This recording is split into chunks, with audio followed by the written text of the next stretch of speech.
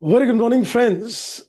So, I hope your revisions preparation for the exams is going pretty good and you are making your revisions with full efforts as always, of course. So, we are on the last leg of consolidation. So, we did a marathon question in the last class, that is yesterday, wherein we did a question on the consolidated balance sheet, which was also containing the concept of a subsidiary as well as an associate.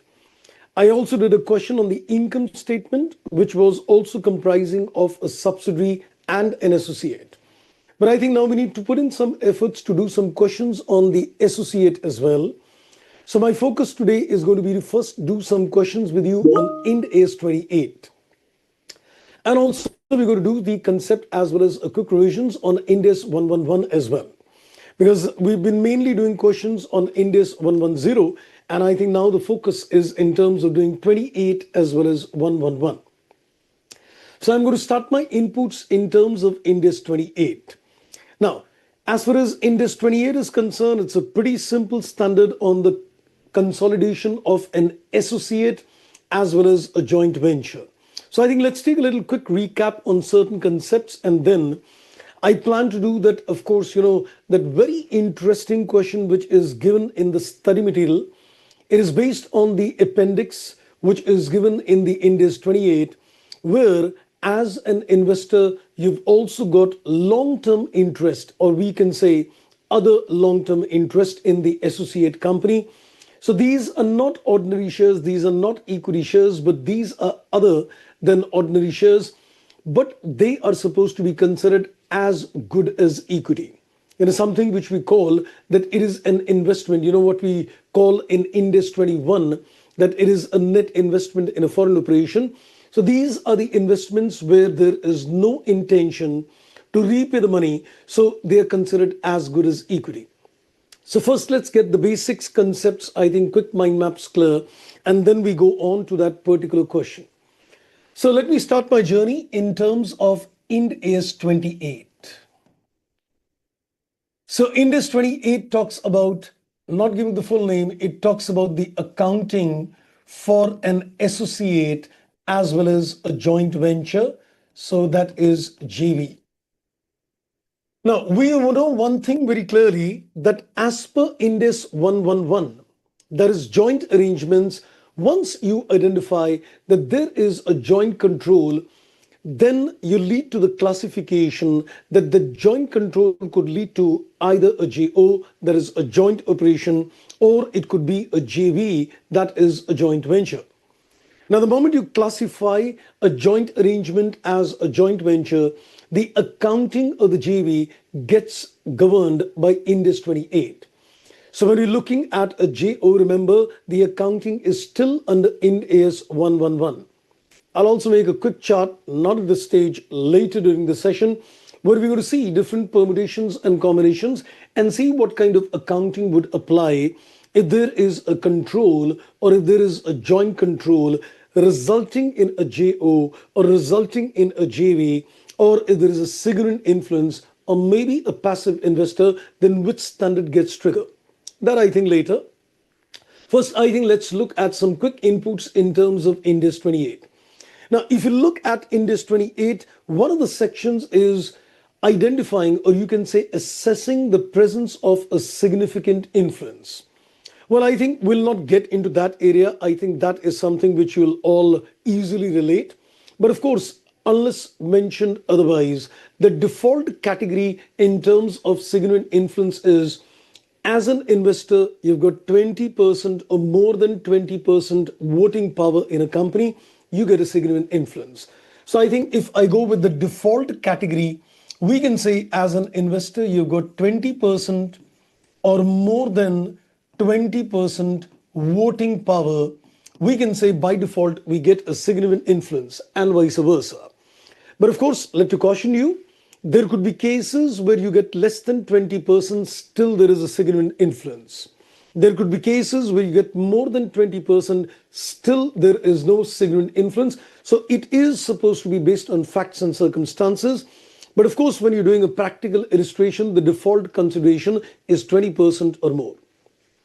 And I've already said in terms of joint venture, when you apply Ind AS 111 and you establish the presence of a joint control, this joint control could lead to either getting classified as a joint operation or it gets classified as a joint venture. Now, if you land up classifying it as a joint operation, the accounting is governed by 111 itself. But if you classify this as a JV, then the accounting gets done as per Ind AS 28. So which means in nutshell, just to keep the inputs correct, when you're considering two situations, either it is an associate resulting because of a significant influence, or it is a JV arising out of a joint control. In both the cases, we apply Ind AS 28. That's one. Second, the moment you reach a conclusion that Ind AS 28 is applicable, the consolidated financial statements are going to be presented, but the technique of consolidation is going to undergo a change. In Ind AS 110, we apply the technique which is called the full consolidation. You'll end up aggregating the assets and liability 100%.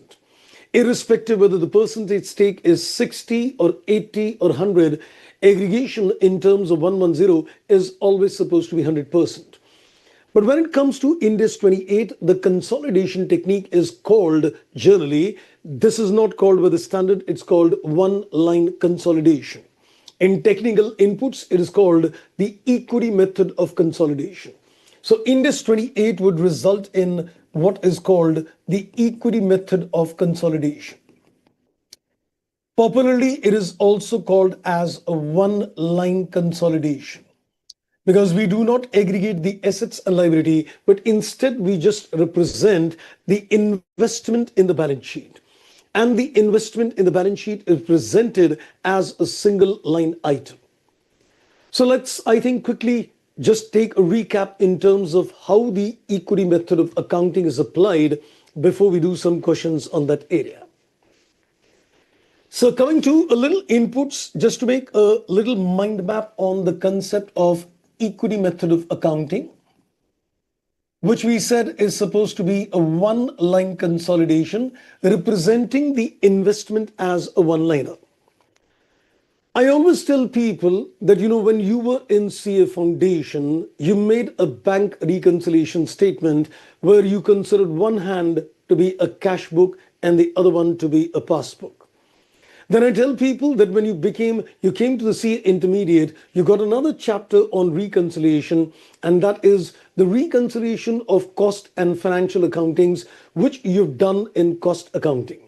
And in that particular case also, you reconcile the cost and the financial accounts. So one hand becomes the cost accounting profit and the other is the financial profits. I think this helps even at the CA fine level as well. So when you're looking at the concept of an equity method, you just need to keep a simple track. On one hand, you need to consider the equity of the investee company, and the other hand, you need to consider the investment. So what do you need to do basically? Track the changes of the equity, or you can say the net assets of the associate company. The net assets or the equity of the associate goes up, and so would the investment go up. So it's going to be absolutely, you can say, a synchronized movement. But we consider the equity method. This is going to be divided in two stages. If you want to keep it correct, just apply a simple two-step model in terms of applying the equity method. So just to give you the quick recap of the concept, your equity method is supposed to be segregated in terms of two elements, or you can say two steps. In terms of the step number one, the idea is basically to get the goodwill or the capital reserve. This exercise is done on the date of acquisition. What are you going to do? A similar exercise like Ind AS 103 or put it as 110, and you're going to get the goodwill or the capital reserve. The only difference is in terms of Ind AS 28, you do not consider any concept of NCI. So in this particular case, you compare the purchase consideration, or let's call it as the investment, And this is compared with the share in the net assets on date of acquisition, and that is at a fair value. So there are two focus points. You need the net assets on acquisition date, and you need to consider them at a fair value. So when you compare the purchase consideration vis-a-vis the share in the net assets on date of acquisition at a fair value, you get the difference as goodwill. So this is the share in the net assets. And this difference is going to give you a goodwill or a capital reserve, as the case may be. Now, another thing which is worth reminding ourselves is that this goodwill or capital reserve is supposed to be appearing as a part of the carrying value of the investment. This goodwill capital reserve does not appear as a separate line item the way it does in terms of Ind AS 110. So this goodwill is going to be a part of the carrying value of the investment.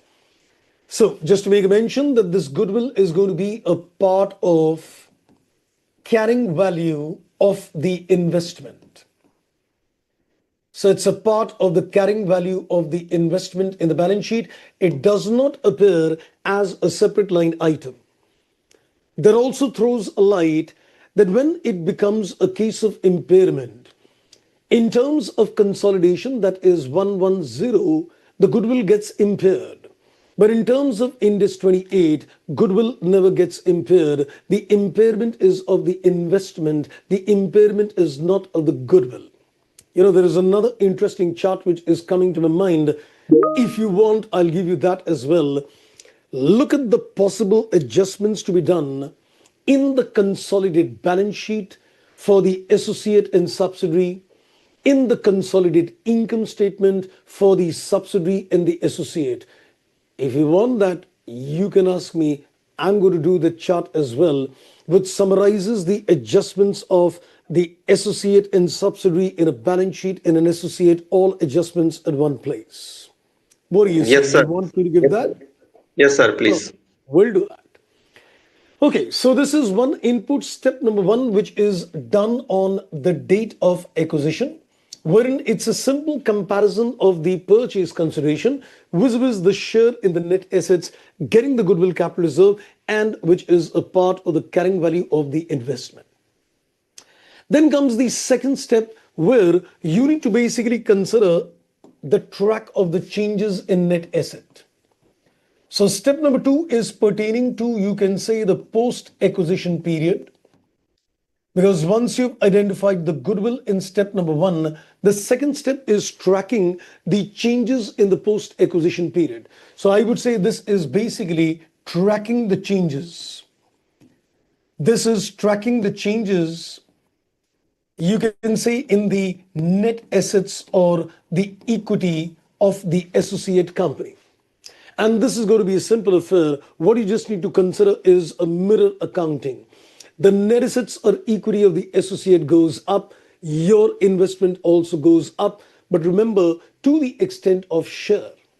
Because this is one important thing which we need to consider. In 110, we don't consider the assets liability share. It's always full. But in terms of Ind AS 28, you need to keep a track that every time you track the changes in the net assets, you need to consider increase in net assets, take the share. So in this particular case, we are going to track the changes in the net asset. So if the equity or the net assets of the associate goes up, the corresponding impact is that the investment also goes up. But this goes up to the extent of share in that increase. And of course, if the equity or the net asset goes down, then the investment also goes down. So this is one aspect of the accounting, that when you're considering the equity method, your accounting is a mirror image in terms of the associate company. Net assets up, investments up. Net assets down, investment down. But then the other issue which you need to remember is that when you are considering this accounting, where will you take the corresponding credit or debit? Where are you going to consider the corresponding credit or debit? This is also going to be a mirror accounting as compared to the associate company. If the associate company got a credit in the P&L, you also as an investor take a credit in the P&L. If they take a credit in the OCI, you also take a credit to the OCI. If they take a direct credit in equity, you also take a credit in the equity. So I would say the corresponding debits or credits is always going to be either in the profit and loss or in terms of OCI or directly in terms of equity. That is so key. So the entry which you land up doing is practically going to be investment debit, either of these three credit. Or you can say these three, either of the three gets a debit and the investment gets a credit.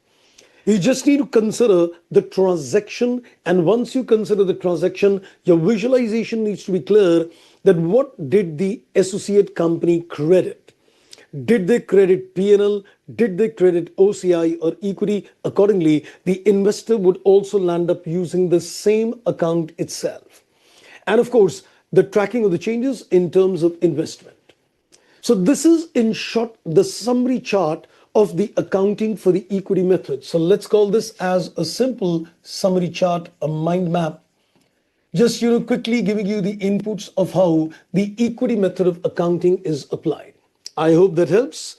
I hope that we are clear with the quick revision. The idea is not to teach you the standard. The idea is just to take a quick recap before we start doing practical illustrations on that. Okay, so I guess we've done the inputs in terms of equity method. Then comes the agenda.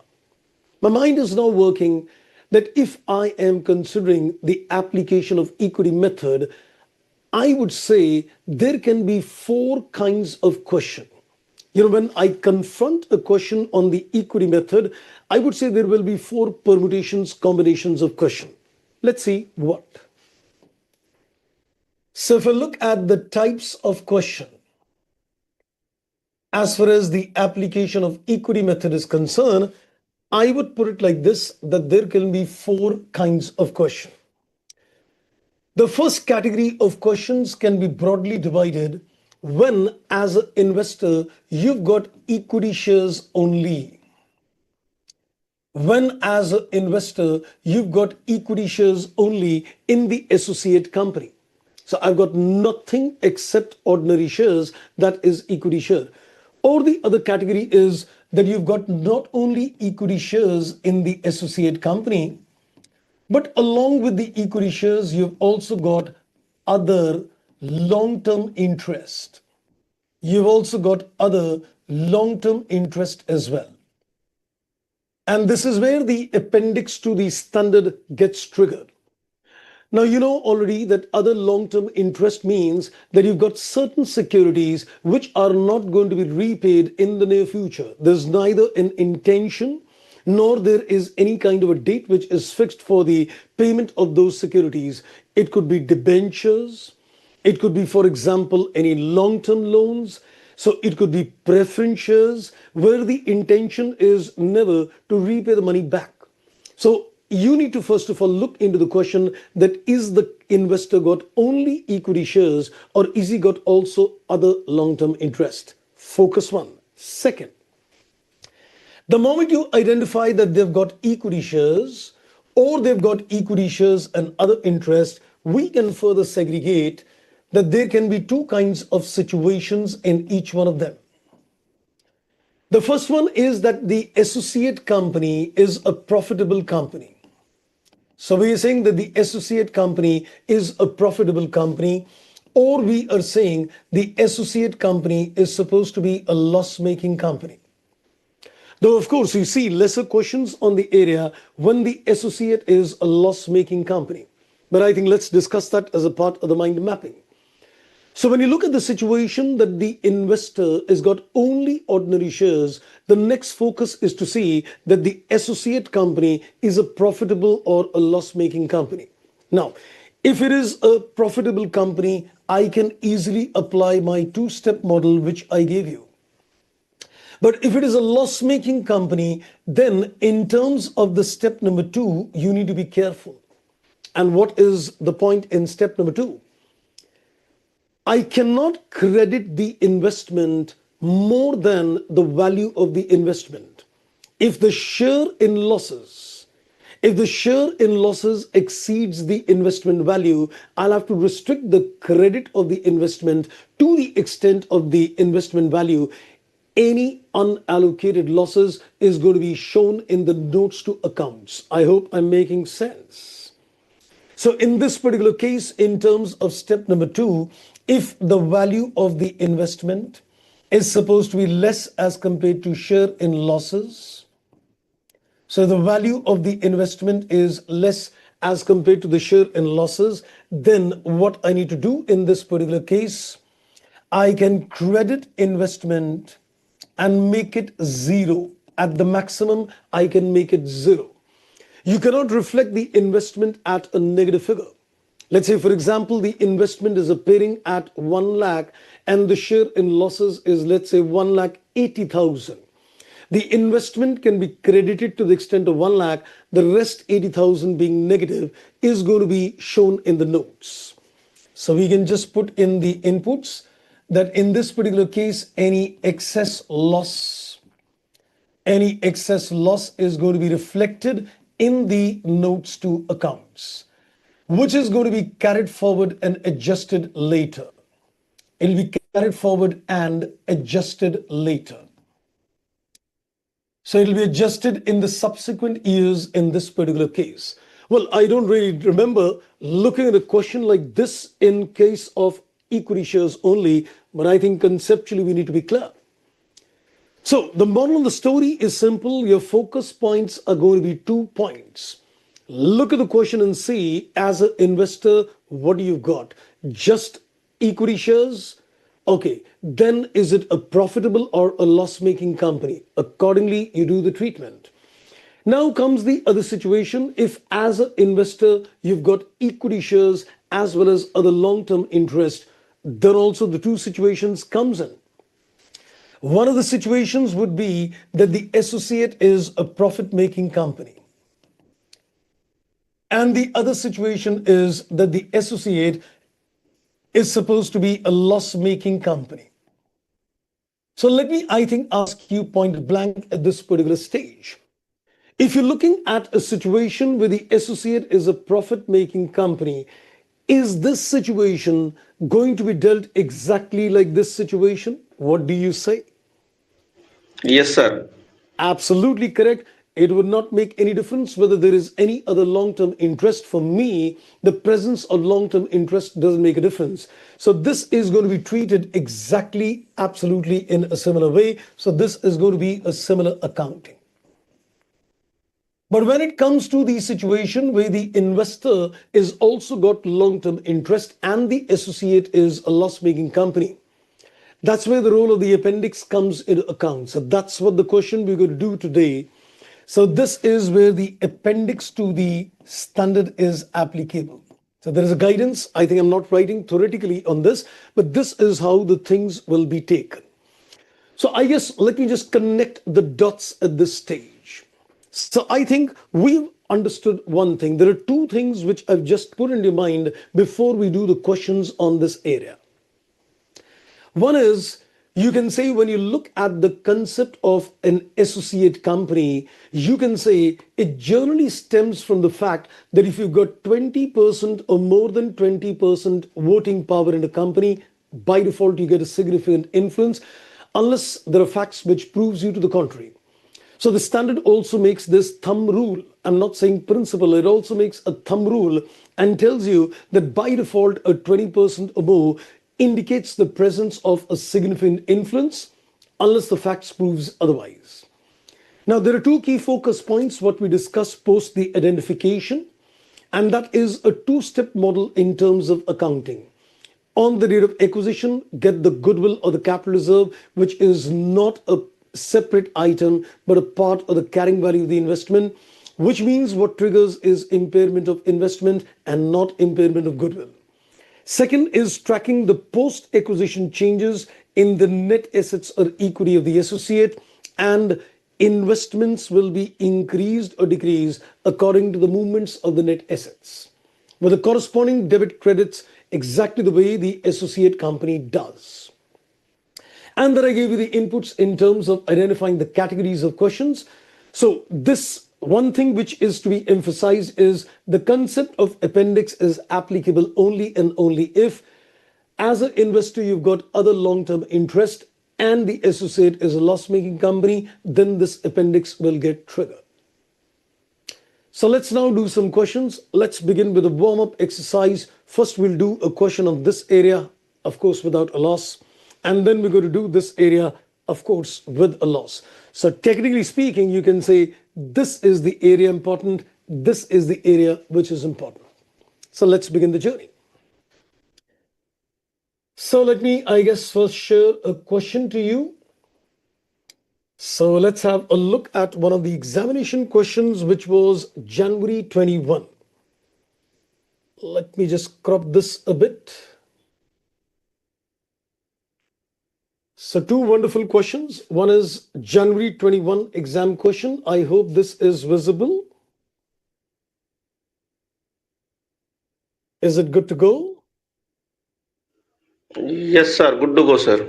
Okay, wonderful indeed. So let's, I think, first read the question number 18, January 21.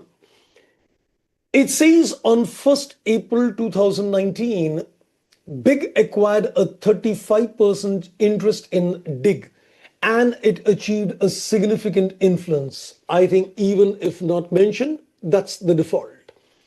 The cost of the investment is 3 lakh. Then he says Dig has got a net assets of 5 lakh 50 on 1st April 2019 and the fair value of those net assets is 650 since PPE is 1 lakh higher as compared to the book value. Now, a quick question to you. In terms of the step number 1, when you are going to compare the purchase consideration or the investment vis-a-vis the share in the net assets, are you going to consider the book value or are you going to consider the fair value? Fair value. Absolutely correct. So we just identified that the focus point is, I would say, first of all, you need to consider net assets on acquisition date, 1. You need to consider the fair value of those net assets, number 2, and you need to consider share. So there will be 3 focus points in terms of step number 1, considering the net assets on acquisition date, considering them at a fair value, that is 2, and considering the share. We'll do the calculations later. And then it says that this fair value is greater compared to the book value by 1 lakh rupee. Now, another quick question comes to the mind. When Dig Limited would have prepared its own standalone financial statements, they would have taken a depreciation on the book value or they would have taken a depreciation on the fair value. I'm looking at the associate company when they would have done accounting in the standalone financials. So they would have taken a depreciation on the book value or on the fair value. Sir, if it is a cost model, then a book value. If it is a fair value, then it is a fair value model, sir. Where does the cost and the fair value model actually comes in? Because generally, as a associate company, he would just be, considering normal accounting. The investment is in the books of the parent. I am looking at, the balance sheet of Dig, which is associate. So where does the cost and the revaluation comes in? Okay, you mean to say the revaluation under PPE? Yes, sir. Yes, sir. Okay. But in any case, I think this fair valuation adjustments is typically, done with reference to consolidation. So I think that goes a presumption that he is not doing any fair value adjustments. So can we say that he would have taken a depreciations based on the book value? Correct? Cost model. Yes. So can I also say that this means that any additional depreciation is to be adjusted in the post-acquisition profit share. When I would consider that the associate company earned a profits, this profit is without considering the additional depreciation. So when I'm going to consider the share in the post-acquisition profits, I'll have to also make adjustments for the additional depreciations as well. And then it says the remaining life of the equipment is 8 years. And then for the financial year 1920, that is the current year post-acquisition, the company made a profit after tax 1 lakh and then it also paid a dividend of 11,000 out of this. Dig has also got recognize a loss that arose because of remeasurements of defined benefit plans in OCI. Calculate the big limited's interest for the year ended March 2020. That is the very first year under the relevant method. I think it's a pretty simple and a straightforward question indeed. So I think we're just going to present the answer again in a two-step model to get the clarity of the thought. So let's, I think, begin with the accounting step number 1. So question number 18, I am looking at step number 1. So we're going to compare the purchase consideration versus the share in net assets. And let me put the focus point at fair value on the date of acquisition and the shares. So the focus point remains. So as far as the purchase consideration is concerned, it says the cost of the investment is 3 lakh. And let's consider the share in the net assets. The fair value of the net assets is 6 lakh 50 into 35%. So let's see what is the share in the net assets. 6 lakh 50 into 35%, I guess 227,500. Yes, sir. 227,500. Correct. So we get the difference, that is goodwill. Yes, sir. That is 72,500 is the goodwill. Pretty simple and straight. That is the calculation on the date of acquisition. Now let's go further and let's go to the step number 2. So step number 2 would be tracking the changes in the net asset, for which I will take the investment 3 lakhs as a base. Now let's make a scrutiny of all the movements which are given out here. So we are given first of all that there is a profit earned 1 lakh rupees and there is a payment of dividends. So let's go transaction by transaction. If the associate company earns a profit, can I say the equity goes up? So can I say the investment will go up by the share in the increase? Yes, sir. So we add the share in post-acquisition profits. So now the question is, am I supposed to make any adjustments to this 1 lakh rupee? I'm not talking of dividends, but is there any other adjustments required to 1 lakh? Yeah, we have to adjust dividend also. Oh, no, I'm not talking of dividends. Dividends we can, but other than dividends, any other adjustments to be done? And there is a loss is there, I believe. No, that is different. We'll take care of that. I'm talking of so far the information, because I just made a mention about that adjustment as well. Okay, sir. If it is a profit, then our share alone we will take into our investment. No, that is fine. I'm talking about the concept of additional depreciation, actually. Okay. Yes, sir. We need to consider the additional depreciation. Correct. Because when you are considering the share in the post-acquisition profits, I would rather say the focus is getting the rectified, or you can say the adjusted profits. Because this profit earned by the associate company is without taking additional depreciation. So we'll take care of that as well. So out of this 1 lakh rupee, first let's reduce the additional depreciation. Yes, sir. We need to find the rectified profit. Yes, that's right. Because I used in the regular classes also the term that is called rectified profits, that when you take the share in the post acquisitions, take the rectified profits into account. So we know that the fair value compared to the book value is 1 lakh greater. So 8 years is the life. So what will be the additional depreciation? 1 lakh divided by 8 years is, I guess, 12,500. Yes, sir. 12,500. Dividends as well, because this dividends will reduce the profits, and we can consider a 35% stake in the adjusted profits. Okay, sir.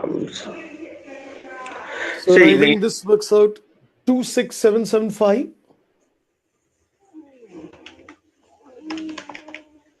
Right. Yes, so let's have a look further. So we've taken care of the depreciations, we've taken care of the post-acquisition profits and dividend.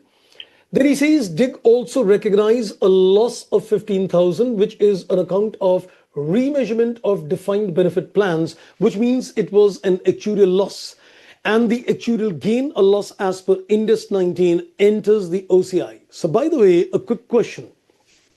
Can you tell me what will be the journal entry for this post-acquisition share?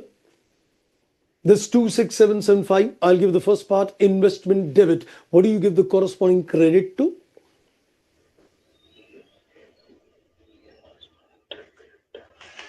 Investment gets a debit, so where do you give the corresponding credit to in this case?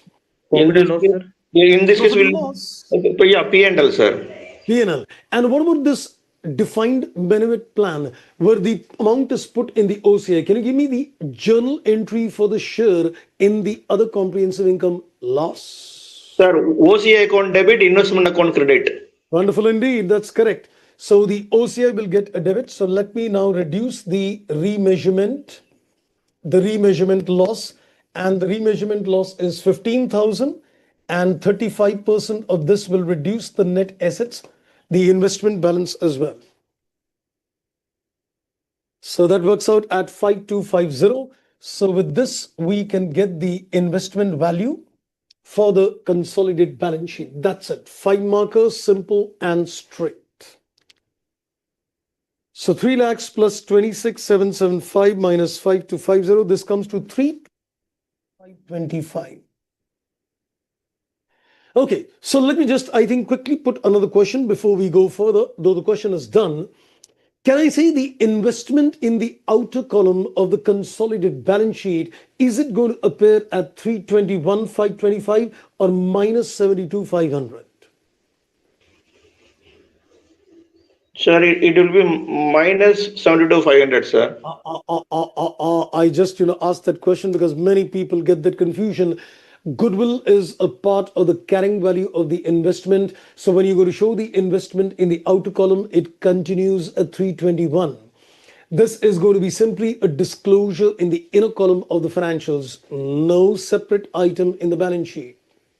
I hope I'm clear with that. Yes, sir. It's a goodwill we need to adjust in the investment itself. We should not disclose it separately. Yes, that is done only in terms of Ind AS 110. It appears as a separate line item, but in 28, it is always a part of the carrying value, just a disclosure in the inner column. That's the reason I said in terms of Ind AS 28, there can be investment impairment, but there is never any goodwill impairment. In terms of Ind AS 110, there is a goodwill impairment and not investment impairment. Okay. So let's now have a look at another question as well. Let's look at question number 19, which is another very interesting question. This question is there in the study material as well, and this question is also there in the education material in Ind AS 28 issued by the ICAI. Let's, I think, read this wonderful question on the concept of Ind AS 28. It says entity A has got a 20% equity interest in B. Already said associate.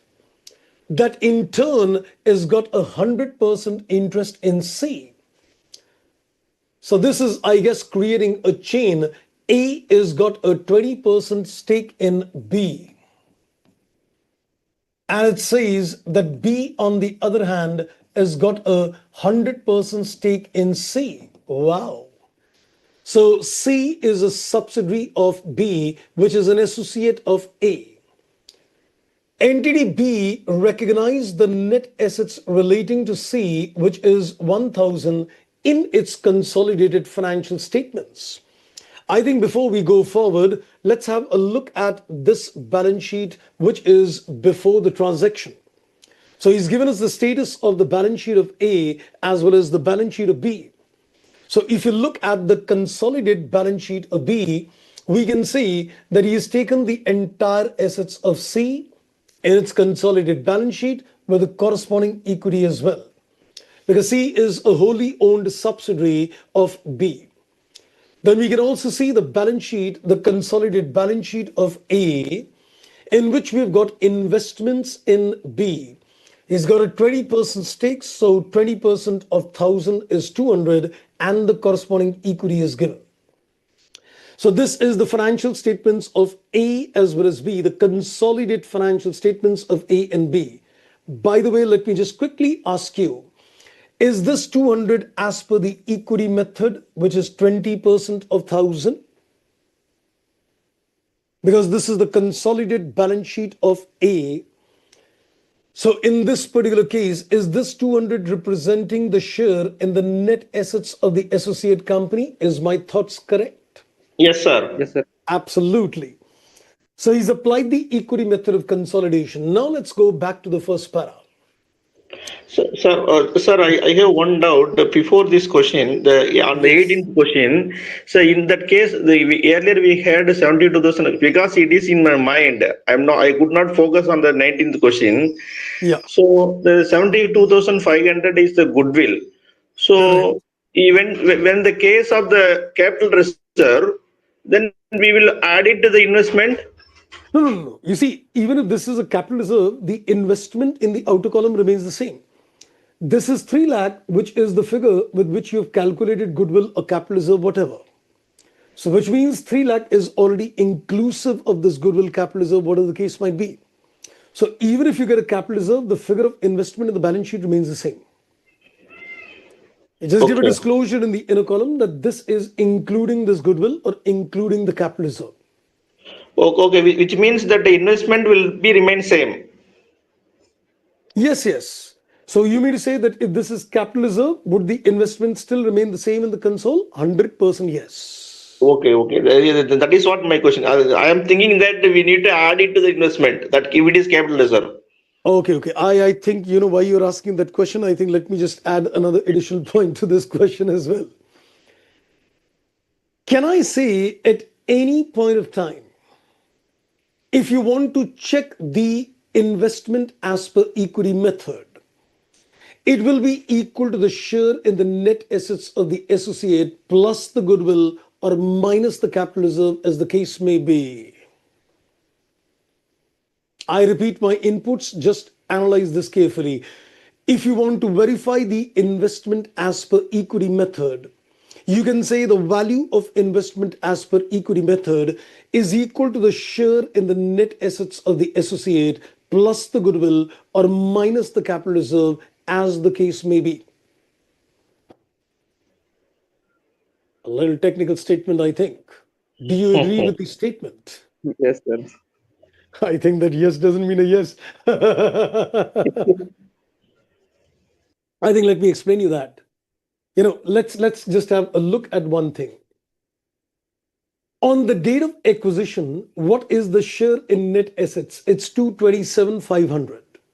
Yes, And you sir. identified a goodwill of 72,500. Just assume for a moment if you were to make a consolidated balance sheet on this date itself, what is the value at which investments would appear on the same date? Yeah, Is 3 the lakhs. investment going to appear at 3 lakhs in the balance Yes, sheet? sir. Let's say if I Yes, make sir. the balance sheet on the same date, Yes, sir. correct? So if it Yes. appears at 3 lakh, what is 3 lakh? The breakup of 3 lakh is the share in the net assets and the goodwill. So can I say the investment is appearing at share in net asset plus the goodwill? Correct. Yes, sir.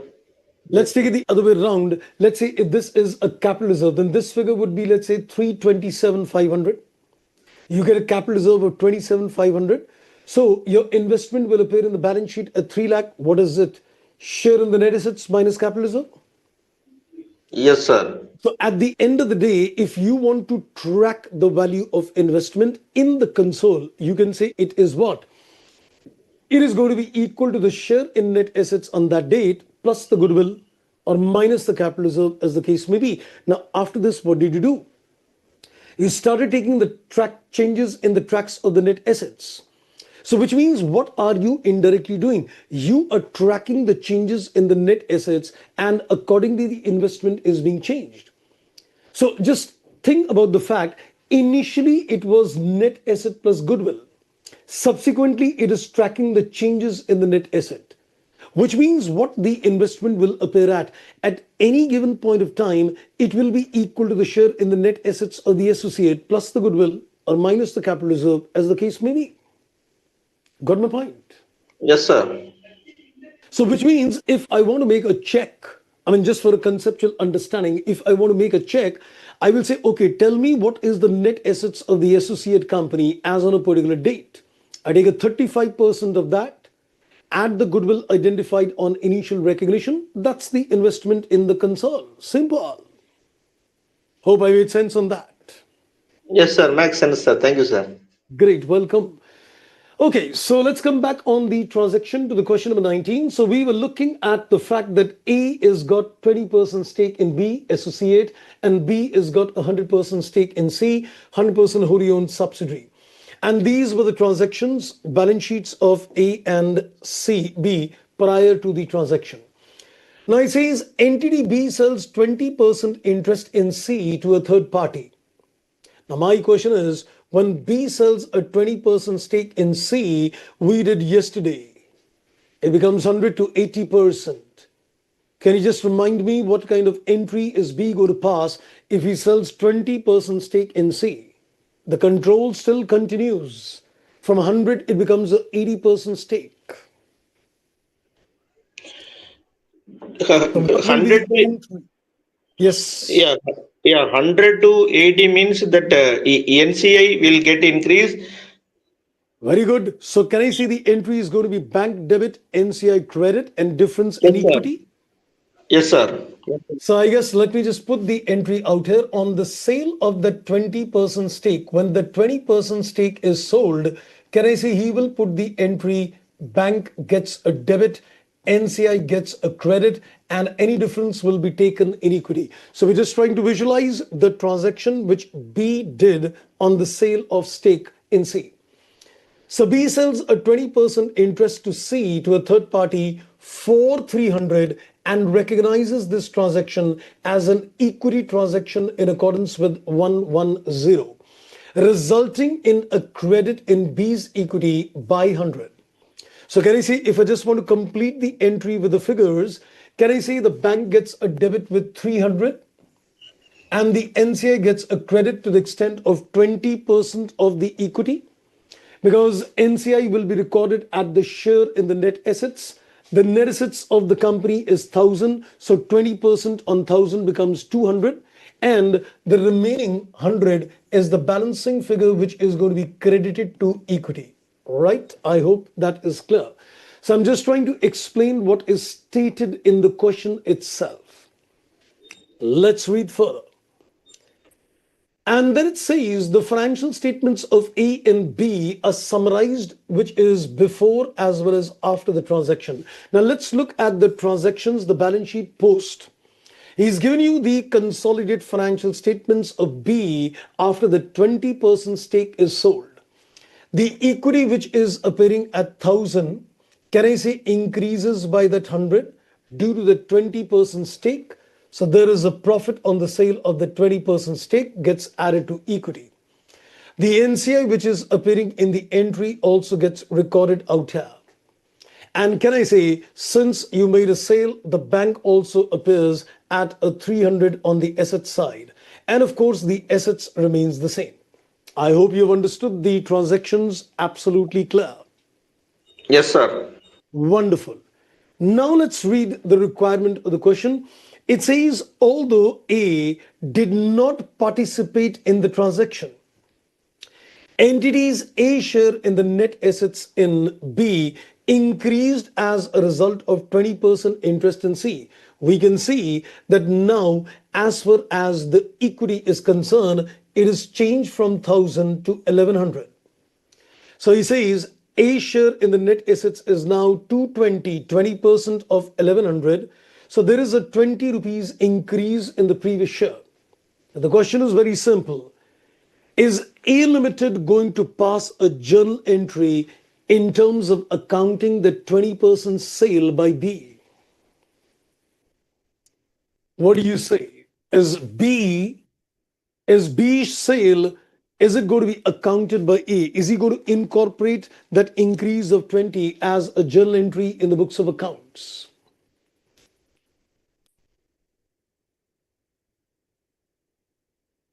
Okay, I think it's still thinking. Let's, I think, read the requirement as well in the meantime. So the question is A going to pass a journal entry in terms of accounting the 20% stake? The answer is, of course, a yes. So it says, how is an equity transaction recognized in the financial statements of B reflected in the consolidated financials of A that uses an equity method to account for this? This also came in November 2020 examination, 6 marks as well. It's there in the study material, it's there in the education material, also came in the exam.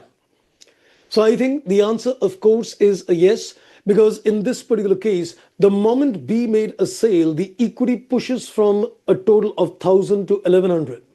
So this change in equity means a change in the net assets. So A is also supposed to track the changes. So he's also going to put the entry. Can you give me the journal entry?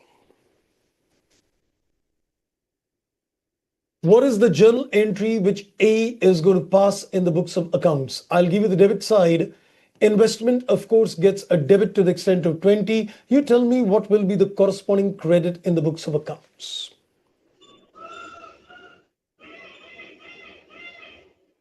I think I'll have to answer that as well. Equity will get a credit in the state. So we're going to give a credit to the equity because we said whatever is the credit given by the investee associate, you need to give the same credit itself. I think there is some concern still. Please ask me, I'll explain. No, sir, it is very clear, sir. As far as the associate is concerned, how the accounting is done. If it is crediting in P&L, we will credit in the P&L. If it is crediting in the OCA, we will do that. If it is crediting in equity, we will do the equity. Correct. So this was one of the examples where we wanted to see that the associate company took a credit to the equity. So even the investor is supposed to give a credit to the equity itself. And that's the reason we're putting the entry investment debit, which is the share in the increased equity. And the corresponding credit goes to equity. The investee credited equity, the investor credits equity, a mirror accounting in itself. Okay, that is superb. So I think that takes care of a normal accounting. So basically the idea of doing this particular question number 19 was just to give you the corresponding credit to equity. So I would say one case is done. That is a company that is investor has got a profitable stake. The associate is a profitable company and the investor is either got only equity shares or maybe has got equity with other long-term interest. The treatment does not change. Now I am interested in doing that interesting question where the investor has got something more. That is called other long-term interest, and due to which there is going to be, let's say there is a loss as well. How do we account for this? Now that's a beautiful question. So let's, I think, read this particular question. That is question number 20. It is there in the study material as well, and wonderful question indeed. Let's read. It says an entity has got 3 types of interest in the associate. There is equity shares, there is preference shares, and there is long-term loan. It needs to be seen, is this supposed to be a long-term interest or not? So let's see what is the status. Equity shares is 25% on which equity method of accounting is being applied. The preference shares are non-cumulative, and it forms part of the net investment in the associate. And such preference shares are measured at a fair value as per 109. Then there is a long-term loan which carries interest at the rate of 10%. The interest income is received at the end of each year, and it is accounted as per AC, amortized cost, under 109. And this also forms part of the net investment in the associate. So I think what is important is the inputs given in the question, that whether it is a preference shares or it is a long-term loan, it is considered as a part of the net investment in the associate. The moment it says it's a part of the net investment in the associate company, this is indicative that this is other long-term interest, which is as good as equity. So therefore, it becomes a case of Appendix D, provided the associate is a loss-making company. The presence of this long-term interest doesn't make a difference to me unless the associate company is a loss-making company, then only my accounting will undergo a change. Then he says at the start of the year 1, the carrying value of each of these investments is given. So we are given the value of all these 3 stakes. The following table summarizes the changes in the fair value of the preference shares as per 109 and the impairment loss as per the long-term loan, that is 109. Just to remind you, if the preference shares are recorded at a fair value, will there be any impairment testing required? Yes or no?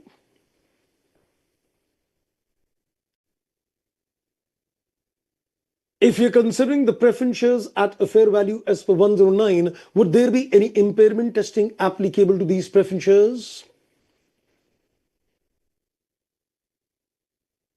I guess I'll have to answer that. Of course, no. And let me put the other question. When you're looking at the long-term loan taken at AC, would there be any fair value changes captured? When you're looking at a long-term loan at AC, will there be any fair value changes captured? Of course, no. Can I say in terms of the preference shares, if they're measured at a fair value, impairment testing is not applicable, because when you consider your investments at a fair value, unless it is a fair value through OCI, but in this case, I'm assuming it is an FPTPL. So if your investments are taken at FPTPL, no impairment testing is applicable. And when you consider AC, in that case, fair value changes are not applicable. So he's very carefully given you that in this particular case, there is a fair value increase, decrease, and in this case, there is impairment. And I am also given the share, the entity share of profit loss. So this is already the share which is given to me. This is not the total profit loss, but this is the share and this is loss. Throughout year 1 to 5, there has been no objective evidence of impairment in the net investments in the associate. The entity does not have got any legal or constructive obligation to share the losses of the associate beyond its interest in the associate. Based on the above, determine the closing balance of each of the above interests at the end of each of the years. Okay, so I think this is interesting. We'll now go step by step in terms of doing this question. I think this is one of the brilliant questions in terms of Index 28. I remember doing this in regular class as well, but then I had vouched you through the solution, what I remember. Now today we're going to solve this particular question so that you see every nitty-gritty step by step. Let's proceed. So let's have a look at, first of all, the year number 1. So question number 20. So let's have a look at the question number 20. Now see the sequential steps very carefully, how this is going to be accounted for. So just to remind you back, in this particular case, what is the status? It is a case of an investor who has got other long-term interest. Number 2, the associate company is a loss-making company. With the 2 factors, it becomes a special case where we need to apply the guidance in Appendix Index 28. So let's begin with the year number 1. So we're going to first of all organize the data. Let me just organize the inputs in this case. Just a second.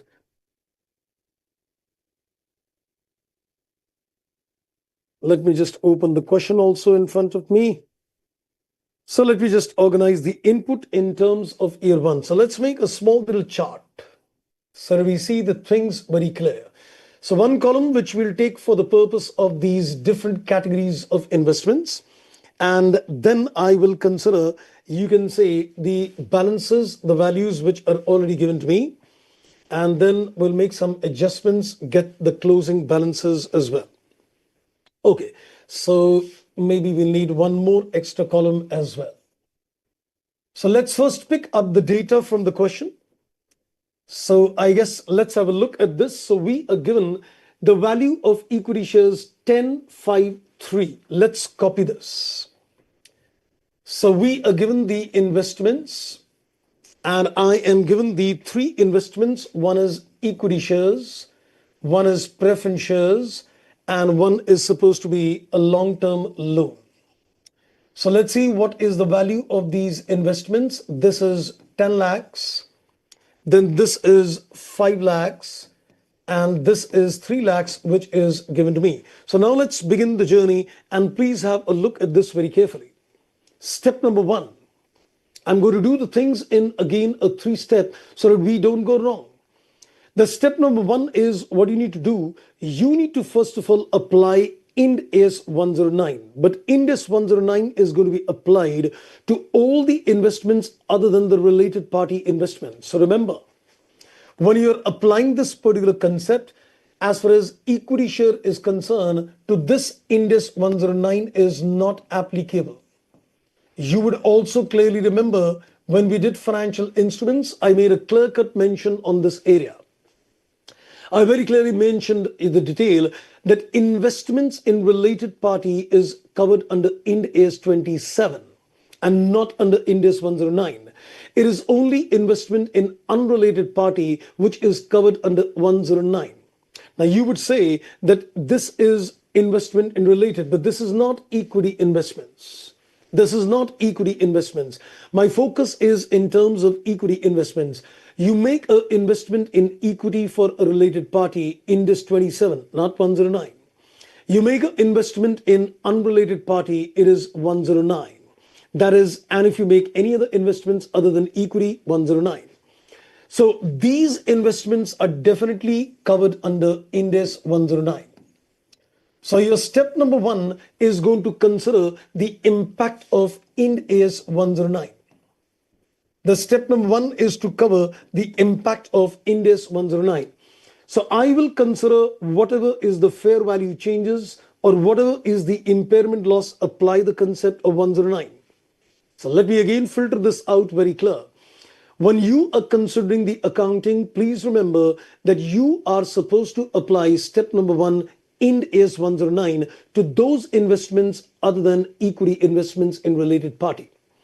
So to this, Ind AS 109 is not applicable, put a cross. But I'm going to consider the impact of 109. So let's go back and see the detail. Can I say in terms of the preference shares, there is a fair value decrease of 50. In terms of the long-term loan, there is an impairment loss of 50. So we need to consider a fair value decrease and we need to consider an impairment loss. So we need to consider the fair value changes. So this is the fair value changes incorporated. And this is the impairment loss as per 109 incorporated. So let's get the revised values at this stage. So once we're done with this, we get the revised value. So this is the revised values which we are getting. So let me also copy 10 lakhs, though this is not revised. This is copied as it is. This is going to be 4 lakh 50. And this is going to be 2 lakh 50. I hope the step number one is absolutely clear. This is the application of the step number one, applying Ind AS 109.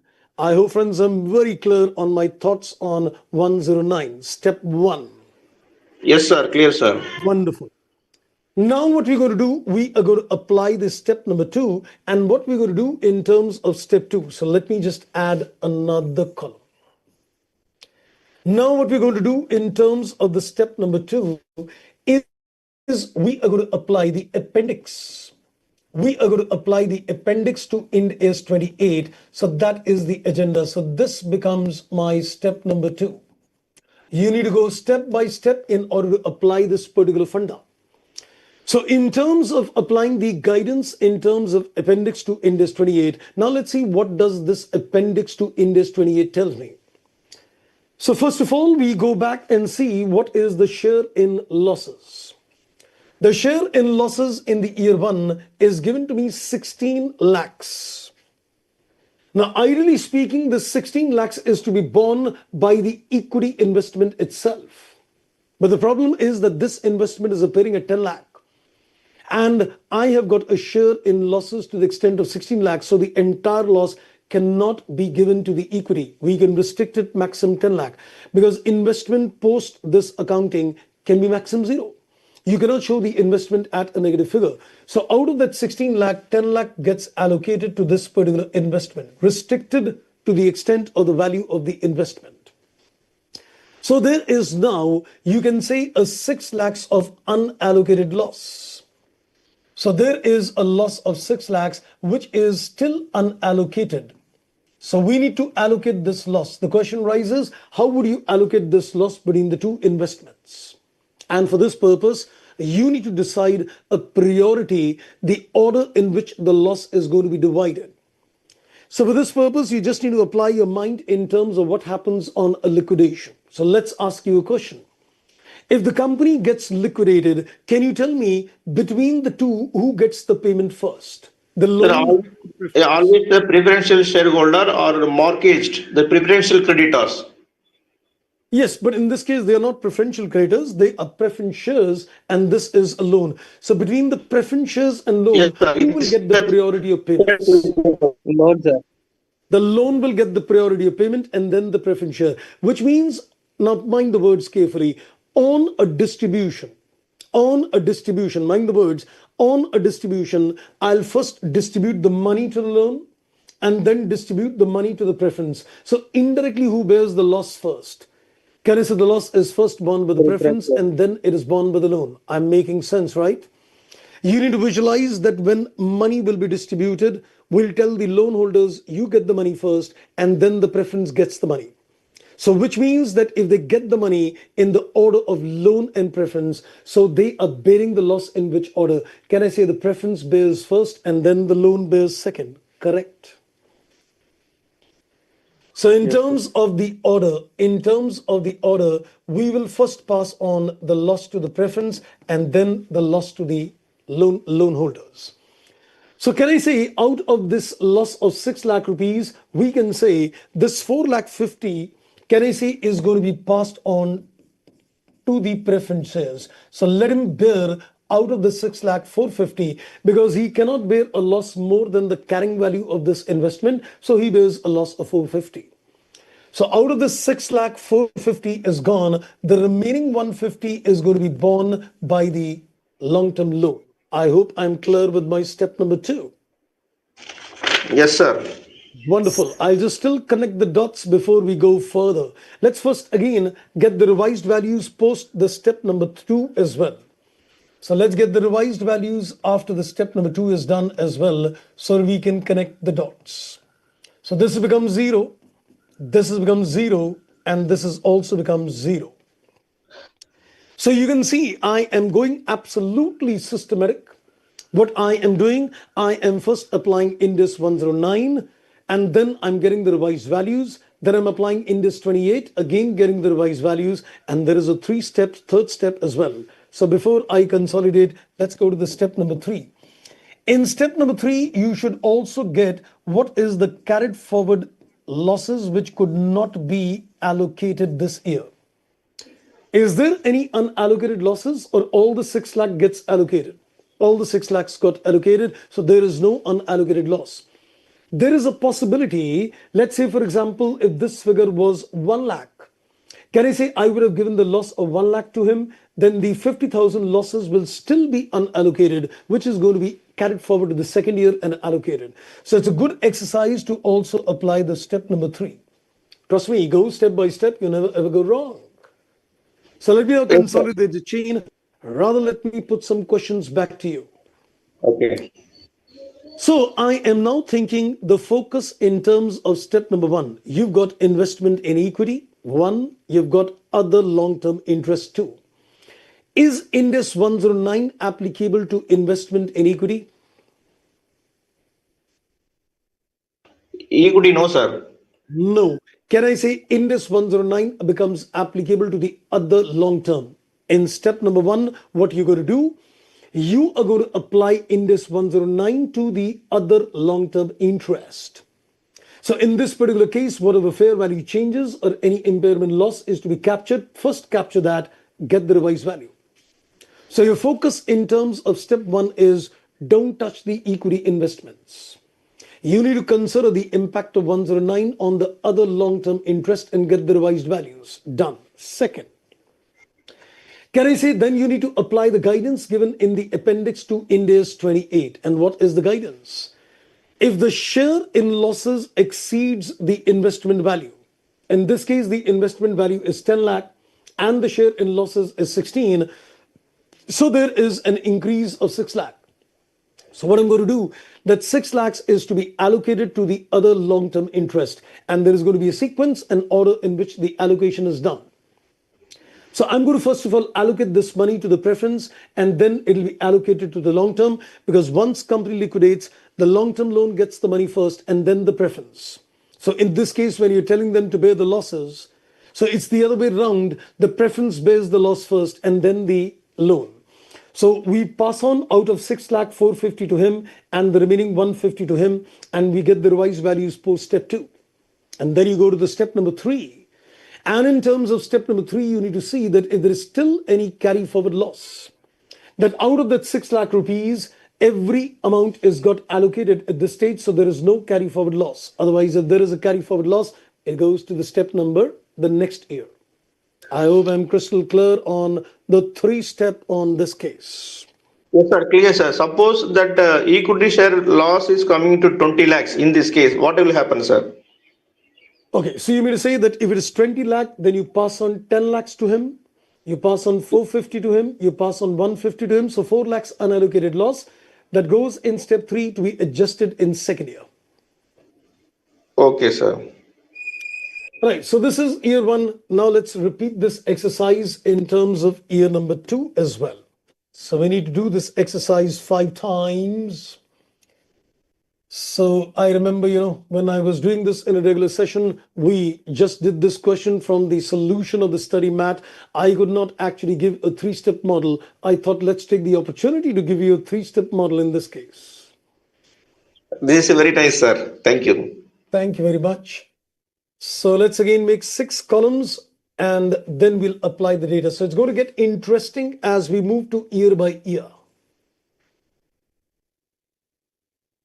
So let's first take the values from the previous year. So I am going to consider the investment in equity, the investment in preference, and the investment in loan.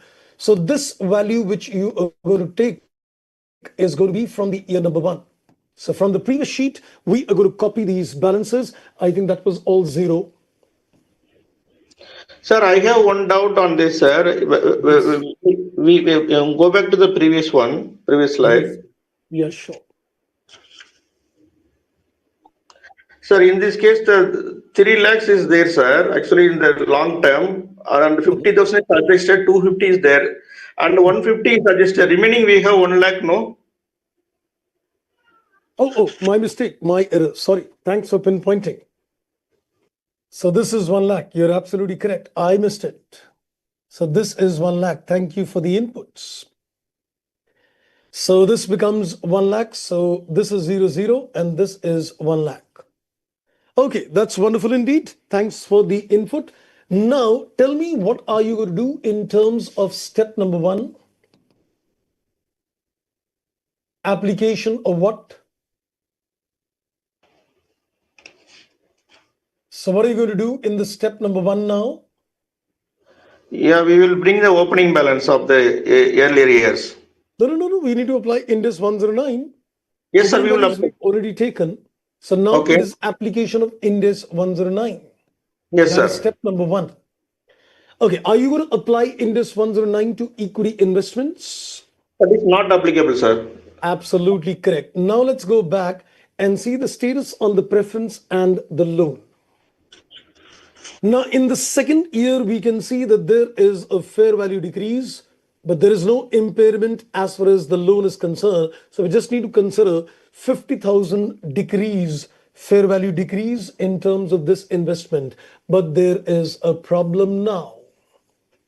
The problem is that this value is appearing at 0. How would I allocate the fair value change to 50? So here the standard tells me that because of the application of Ind AS 28, because of the application of Ind AS 28, this value became 0. Otherwise, it was not 0. Because if you go back to the year number 1, in this particular case, the investment would have been 4,50,000 after 109. It is because of Ind AS 28 that this value has become 0. Otherwise, it was not 0. So I would have captured the fair value change. So there results a contradiction between that 109 would not have resulted the investment 0, but 28 led to the investment being 0. So what I need to do, reverse the loss. I should now, instead of allocating 450, but this is done in the first year, so I'm not going to change the year 1. I should now ensure that reverse the loss of 50,000. So in the second year, what we are going to do in this particular case, we are going to go on for a reversal of 50,000 in this particular case. So in this particular case, what we'll do, I'll just make a mention, we'll reverse a loss to the extent of 50,000 in this particular case. So if you're going to reverse a loss of 50, can I say now, be careful. If you reverse the loss of 50, can I say there is an unallocated loss of 50 related to the year number 1? Is that correct? The moment you reverse this loss of 50, can I say there is an unallocated loss? There is an unallocated loss related to the year number 1, which is 50,000. Is my thoughts correct? Yes, sir. Absolutely. So in this particular case, since I want to capture the loss under 109, we're saying let's reverse a loss which was allocated to this investment. So in this particular case, so that it becomes 50, and now what will be the revised value? 0. Because I'm reversing 50, then 50 minus 50, it becomes 0. This is as it is 0. Now let's go to the next one. As far as loan, there was no changes, so this becomes 1 lakh itself. So when you're applying the step number 1, especially in a subsequent year, so there could be a possibility that 109, you need to book some losses, but because of Ind AS 28, your value has become 0. So I'll have to go and reverse back the losses allocated under Ind AS 28. Okay, now tell me what is the next agenda? What is going to be my step number 2 now? So that we get the revised values. So can you tell me what will be the agenda in terms of step number 2? What are we applying now? Loss allocation. So can I say Ind AS 28? We're applying the appendix of Ind AS 28, the loss allocation. Absolutely. So let's go back.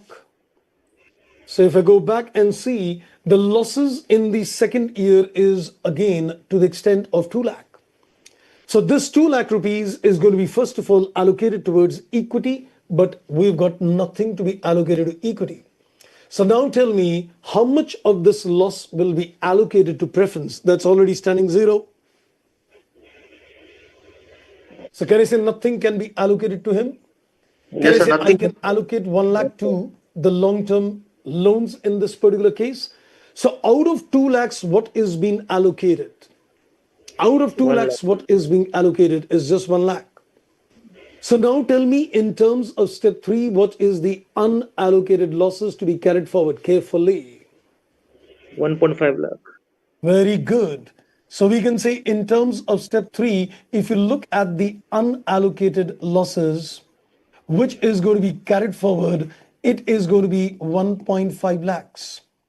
Because 50,000 was the reversal of the loss, and 1 lakh of the current year loss could not be allocated. So you need to keep a track in terms of step 3 that 1.5 lakh is the unallocated losses to be adjusted in year 3.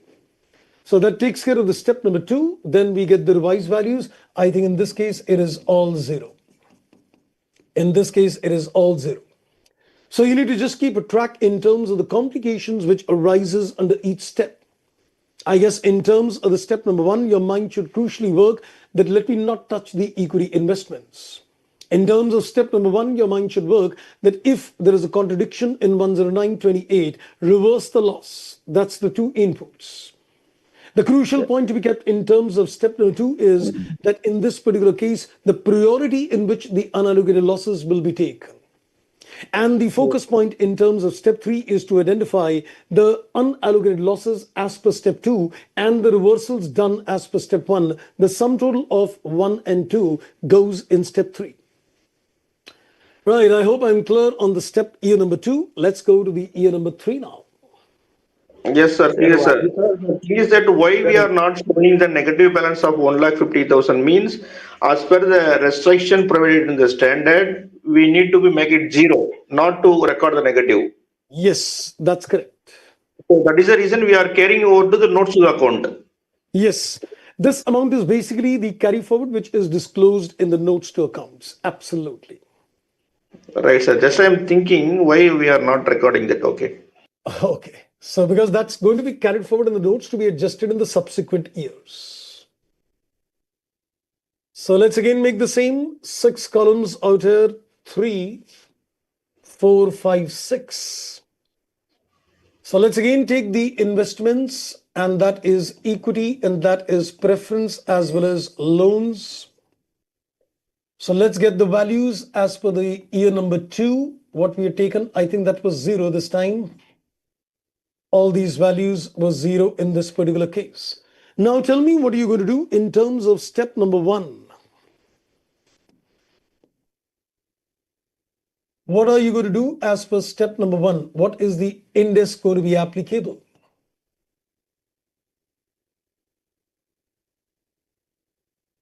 Index 109, right?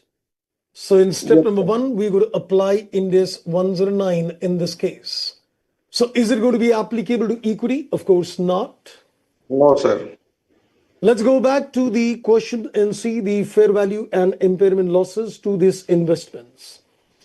Now, in the third year, the interesting part is that there is a fair value increase relating to the preference, and there is a reversal of impairment loss. This was in bracket indicating an impairment loss, and this is without brackets indicating a reversal. So there is an increase of 1 lakh on account of fair value, and there is a reversal of impairment loss to the extent of 50. So let's go back and let's apply the concept. So fair value changes out here is 1 lakh. This is the fair value change. And this is 50,000 reversal of the impairment loss. Now, a quick question back again. Do you think in this case I need to get worried of reversing any previous allocations? Considering that there is a fair value increase and a reversal of impairment loss, can it trigger the reversal of previous allocated losses? Yes or no?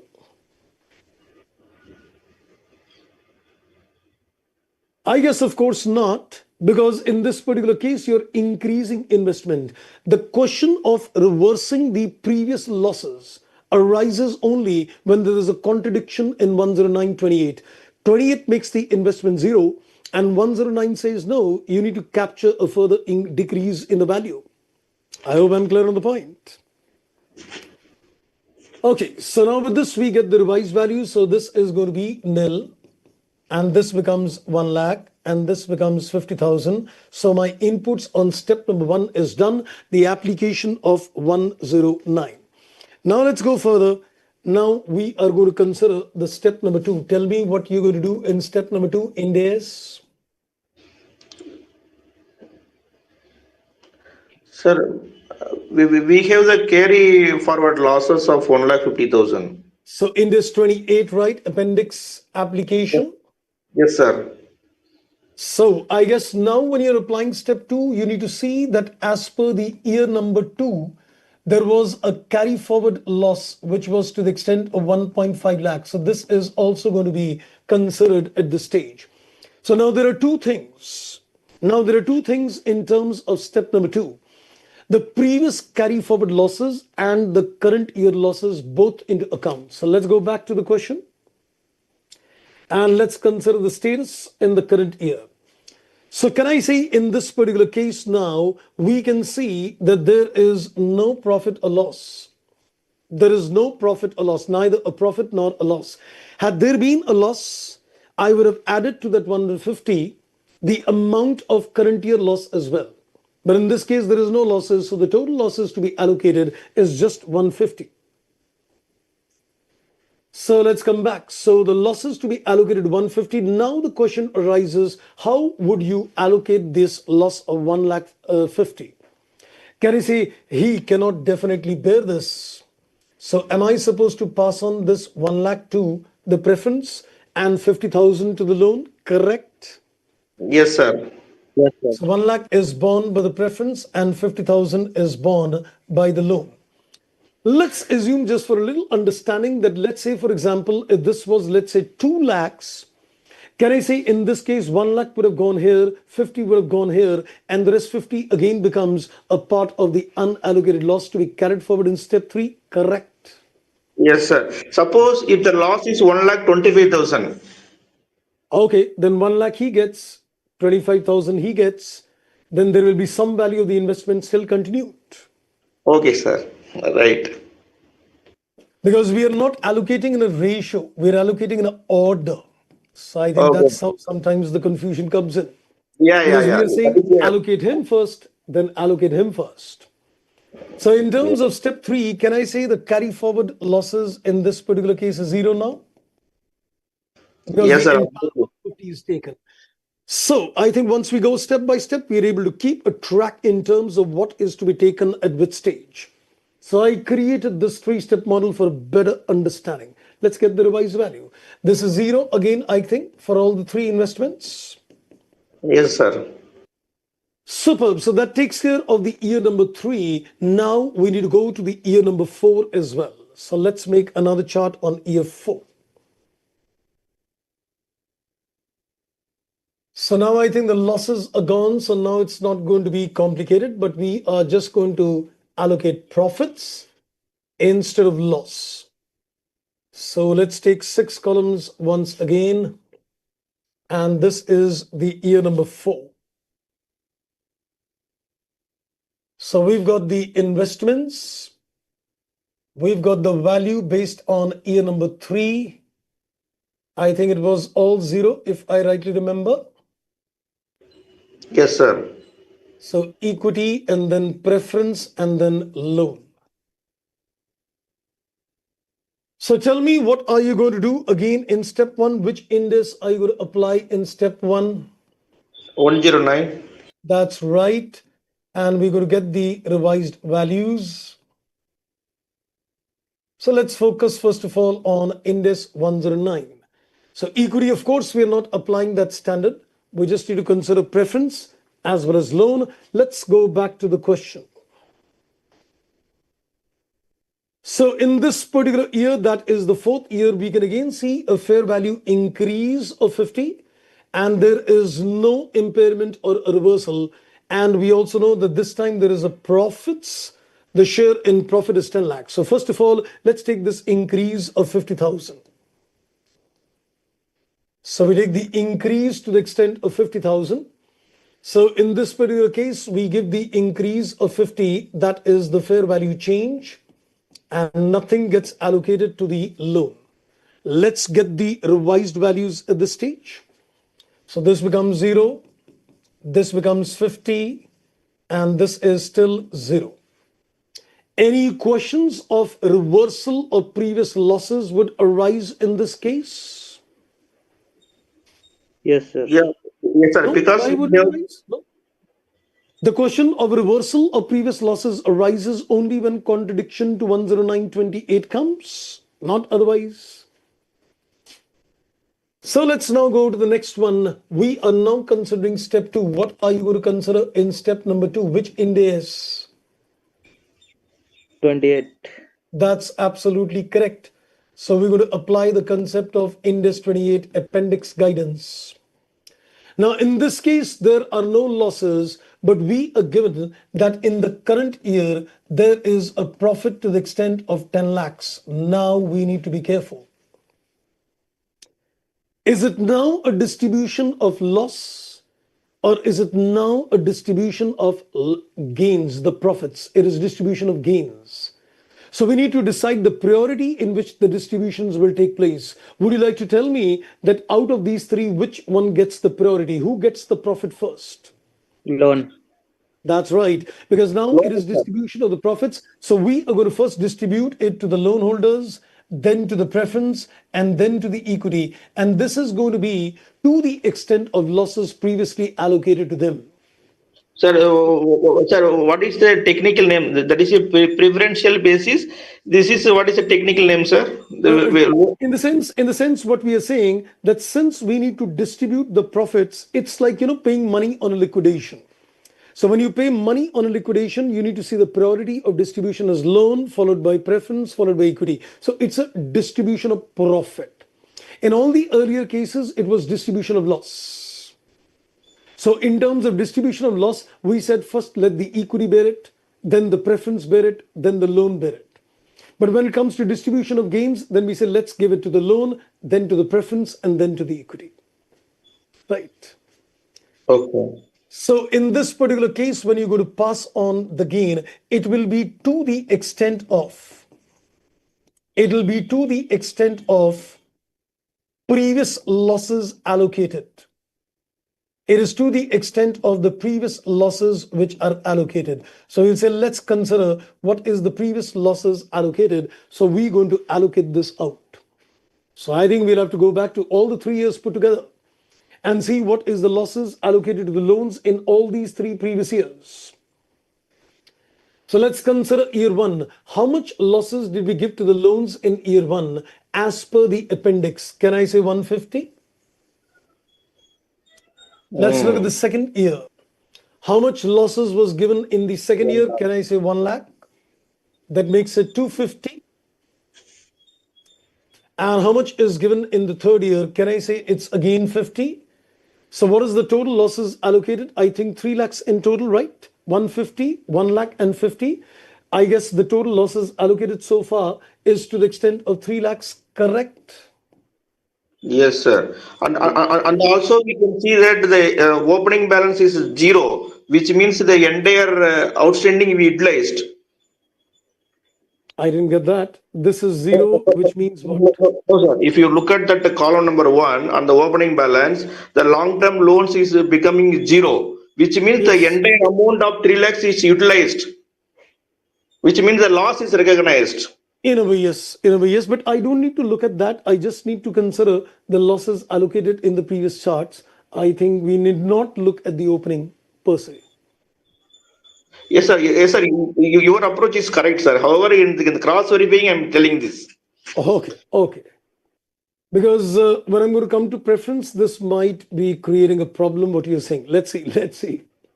So Yes, can I sir. say now, coming back to the preference, what losses have been allocated? Can I say losses allocated to the preference in year 1 is a loss of 450, but out of this, 50 got reversed. So what is the total losses allocated by the end of second year? You 4 lakh. allocated 4 lakh 50 in year 1, you reversed 50,000 year 2. So what is the total losses allocated so far? 4 4 lakhs. lakh. 4 lakhs, that's correct. And then in the next year, we allocated another 1 lakh. So can I say total losses allocated is 5 lakhs so far? Yes, sir. Yes, sir. So we take this 5 lakhs. Okay, so this is done. Now we can see that out of this 10 lakhs, 8 lakhs stands allocated to these people. So can I say the remaining 10 minus 8, the 2 lakhs can be allocated to the equity in this case, correct? Yes, sir. Perfect. Wonderful. So I think that takes care of the allocation of the profits. So in the initial years, we've been working on the allocation of losses. Now, subsequently, once the associate regains a profit status, then it is allocations of the gains. Okay, let's, I think, now get the revised value. So this becomes 2 lakh. This becomes 5.5 lakhs. And this becomes 3 lakh. So this is it. But still, we will not stop the exercise of the step number 3 just as a matter of tracking.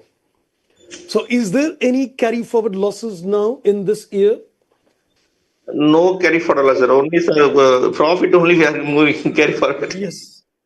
But I think still on a very safe side, I think we'll maintain the pattern because every time you do this, I think it's better to keep a track of the step number 3 to be on a safe side. Okay, Yes, then sir. we come to the next year as well, that is year 5. Yes, sir. On the year number 4, now only the preference shareholder are happy. At least they are recovered their money plus 50,000. Yes, in any case, I think both the preference and the long-term loan, all the losses allocated has been restated back. Let's again create the same chart for the year number 5 as well. So this is again 6 columns, 2, 3, 6. So let's again consider the investments and let's consider the values as per the year number 4. So we've got equity, we've got preference, and we've got loans. So let's pick up the values from the previous year. 2 lakh, 5.5 and 3. This is 2 lakh, this is 5.5, and this is 3. So again, we need to apply the step number 1. What is going to be my step number 1? Which index I will apply in step number 1 to get the revised values? 109. 109 again.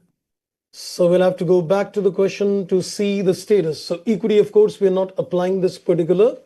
So we go back and look at the track changes on the other investments. It's a pretty long question indeed. So we're now given a 30,000 fair value change. No impairments in terms of the other company. So there is only a fair value change of 30, and there is also a 10 lakh share in profits. So let's book 30.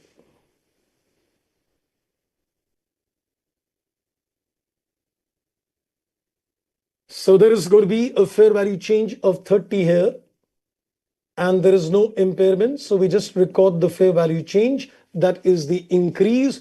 Get the revised value. This works out at 2 lakh. This works out at 5.8 lakh. And this works out at 3 lakh. Superb. So is there any things to be seen in terms of any unallocated losses so far? Or can I say no? In this case, again, the reversals of losses cannot occur, because once you reach a stage where the figures have become positive, the questions of any reversal of the previous losses does not arise. Now tell me, in terms of step number 2, what is to be done? Allocation of profit.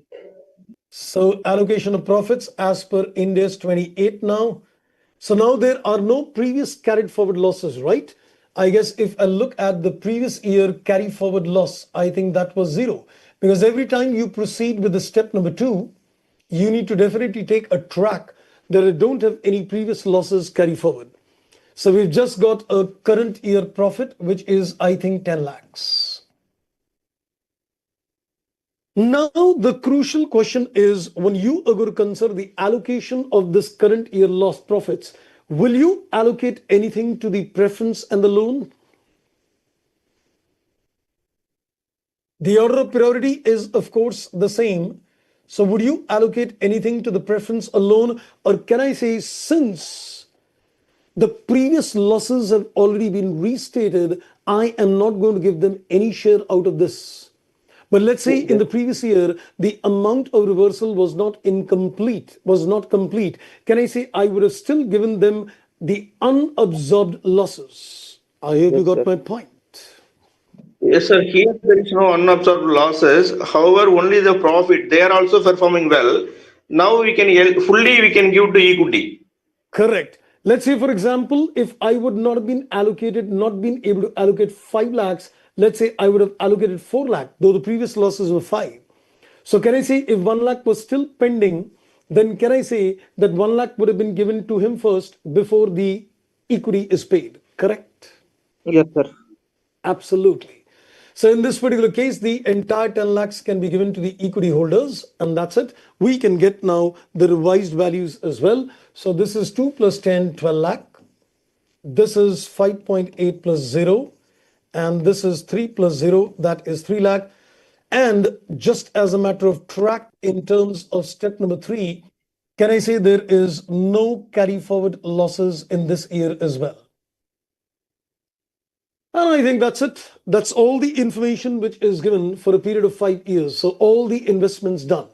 This was the application of the equity method to the other long-term interest in the company, which is based on the appendix guidance of Ind AS 28. Brilliant question indeed. So I think my concept in terms of Ind AS 28 is done. I have 2 interesting charts to give you. One is the application chart, one is the adjustments chart which you requested. Then maybe we can do a little bit inputs on joint venture, the joint arrangement standard. Though I think if you look at the complexities, they're more asked in terms of 110, 103 as well as 28. So I think let's first give you a break. Then I think let's give you first 2 interesting charts. One is the adjustments, one is on the application of different standards applying, which will also incorporate a bit in terms of 111. But I think before that, let's give you a break. Sir, Yes. I need one clarity on the year number two, sir. Yes. On the preference share, no, we have the losses of 50,000. Okay, Just that, open the year two. yeah, year Yes. two. Yeah. So in this case, the losses of the no fair value adjustment for preference share 50,000 is there, Hmm. but equity share the loss again 2 lakhs was there. However, the long term is 1 lakh is the gain only was there. How that 50,000 of the preference shares is adjusted? You using that loan, no, that 1 lakh positive figure is adjusted 50,000. You put it either way, but basically what we are saying that out of that loss in the previous year, you allocated 4 lakh 50 in the previous year, right? Yes, So we're sir. saying out of that 4 lakh 50, 50 should not have been allocated. Oh, which means we have the 5 lakhs. Okay, initially we have 5 lakh outstanding, the investment. Hmm. Okay, 450 suggested, in that Yes, 50 suggested. correct. So we are saying that out of that 450, you should have allocated only 4 lakh. So there is a need to reverse that 50. So we kept that, there is an unallocated loss year 150. Okay, Because this figure became zero, so allocating the amount of fair value changes as per 109 was not becoming possible. So okay, because of the Indus 28 application, the problem was that 109 fair value change cannot get captured. So we said, let's reverse what you allocated as per 28. So this 50 becomes carry forward. So out of 2 lakh, you allocated 1 lakh here. So 1 lakh is pending here, 50 is pending here. The total pending becomes 1.5. okay, sir. Right. Right, sir. Right, sir. Otherwise, So, yeah, yeah, it is a perfect question, sir. Is it is superb indeed. Okay, so I think let's give you a 10, 12 minutes break. Join you in around 10, 12 minutes time, 12 minutes. And then I think let's make that interesting charts. Relax your minds. Okay, sir. Thank you, sir. Thank you. Okay.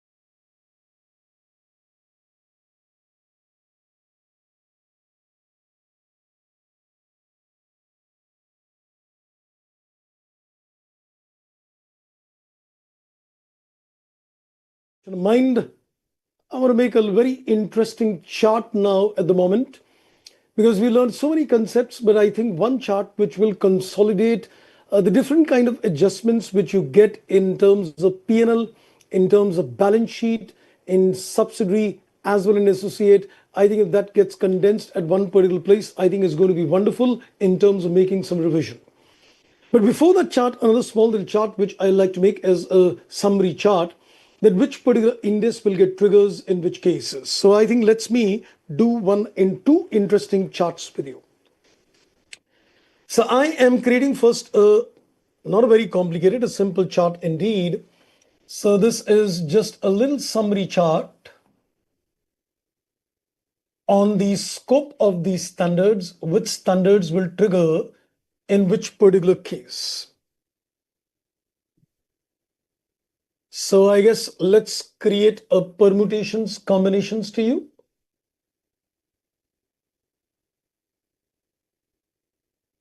So I'm looking at a combination 1, combination 2. So this is below 20, more than 20 up to 50. And let's consider this to be a case. Okay, let's create another column as well. That's, I guess, better. So I'll give you some permutation combinations. You need to apply your mind. If you can decide the inputs, then your funders are going great. So I'm looking at a situation where it is a holding below 20%. I'm looking at a situation where it is supposed to be, you can say 20% or more, but up to 50%. Now you would say, why did I spread this into? Because this could lead to a case of a significant influence, or it could lead to a case of a joint control. And I'm looking at a situation where it is supposed to be 50% plus. Okay, so in this case, let's, I think, begin. Now, this is going to be a little complicated. Let's, I think, begin the journey. I'm looking at separate financial statements. I'm looking at consolidated financial statements. The separate financial statements, of course, is as per Ind AS 27. Consolidation could vary depending upon the input. So this is the types of financial statements. So let's begin the journey. Let's see your inputs on that. Can I say if I am looking at a percentage of voting power which is below 20%, would you like to tell me that which standard would apply? 109. 109, sir. So 27 would not apply. We would apply Ind AS 109. And in this particular case, can I say the investments will be taken at FPTPL or FPTOCI, R or NR? FPTOCI, R or NR. I'm taking equity investments only. Okay. NR. No recycling. Okay, let's go on to the next one. Okay, let's first finish this column. Would there be any consolidated financial statements in this case? No, sir. Not applicable because you're basically a passive investment. So consolidations will not trigger. Great. Now let's go 20% or more, but less than 50 with a significant influence. Tell me, would Ind AS 27 apply?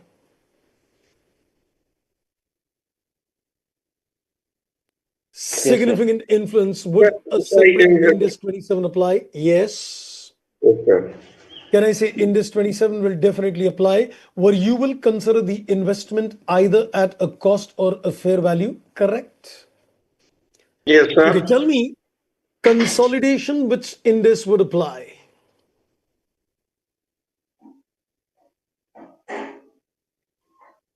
Consolidated financials, which Ind AS would apply? We just did that since morning. Yes, 28. That's right. We're going to apply Ind AS 28, and which is going to be based on the equity method of consolidation. One line now. Again, now be careful on the next one. I'm looking at that there is a joint control. Now, can I say the joint control could lead to a joint operation or a joint venture? Correct. Yes, sir. So now tell Yes. me, if it is a joint operation, then which Indus 27 would apply? Joint Yes. Triple one. joint Yes, in operation. joint operations, the separate 28. financials will be Indus 111 and not 27. And can I say joint venture is going to be 27? So, by the way, just to remind myself, in terms of Indus 111, what kind of accounting will you apply in this particular case?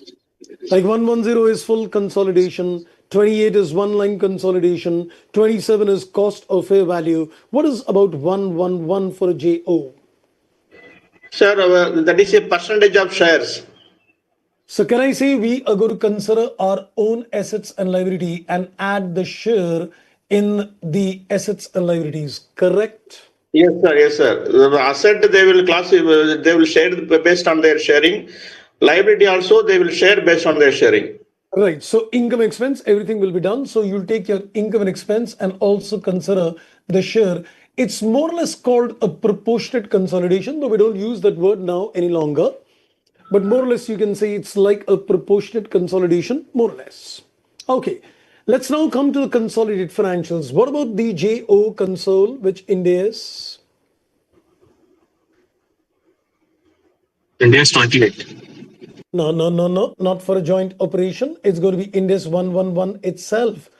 Because when you consider it to be a joint operation, the accounting in separate and consolidated financials is common. So the accounting is going to be 111 for both the financials. And what about JV? That's 28. And that Yes, we've already seen as per the equity method. equity You method. know, let's consider the case where it is more than 50%. That means you get a control. Which is the index for the separate 27? Yes, sir. 27. So we'll take the Yeah. cost of the fair value, whatever is the policy of the company. And I guess goes without saying, consolidation would be 110, right? Yes, Yes, sir. sir. 110. And that I'll just make a mention is like a full consolidation technique where you aggregate all the assets and liability. And this is more like a one line consolidation. So Yes, that's what sir. view in terms of just, reminding ourselves that in terms of different financial statements, which index would apply. So I thought let's take a little recap at this stage. Now comes the wonderful awaited chart, adjustments in balance sheet, P&L, subsidiary, SAD. You want to put me everything in single chart or one for the balance sheet, one for the P&L? I think two makes more sense. Yes, sir. Please do. Yes, I took. Wonderful. So let's make this chart. I am going to make two charts now on the summary adjustments because this is something people generally fear making them on their own. You do a lot of readings in terms of individual part, this adjustment, but if you get this consolidated in front of you and before the exams, it can be a good treatment to see okay what is done at which place. So this is the Yes, sir. summary chart of the adjustments. Yes, sir. In addition to that, the chart we will remember you also. That's great. So in this summary chart, I'm taking first balance sheet perspective. And in the balance sheet perspective, I guess let me take a different space.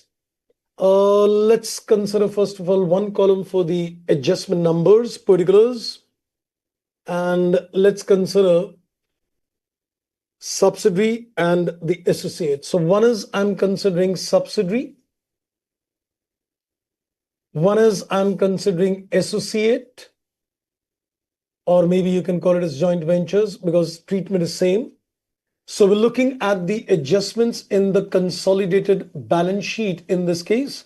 So as a part of the consolidated financials, we're looking at a summary chart in the balance sheet perspective. So my mind is working on five kind of adjustments. One is on the intercompany owings, one is on the stock reserve, one is on the fair value adjustments, one is on the goodwill or the investment impairment, and one is on the case of omissions, if any. So let's, I think, consider the different kind of adjustments. So we can say one is with reference to intercompany owings. The other one is with reference to stock reserve. The other one is with reference to fair value adjustments. And the other one is with reference to the goodwill, or you can say the investment impairment, investment for associate, goodwill for subsidiary. And I'm looking at any kind of omissions which are there. So this is generally the 5 most popular kind of adjustments one could confront in the consolidated balance sheet. So let's, I think, begin the journey. Let me start asking you, and you can help me out. So you want to pen this down in terms of the steps or just the generic treatments to be done?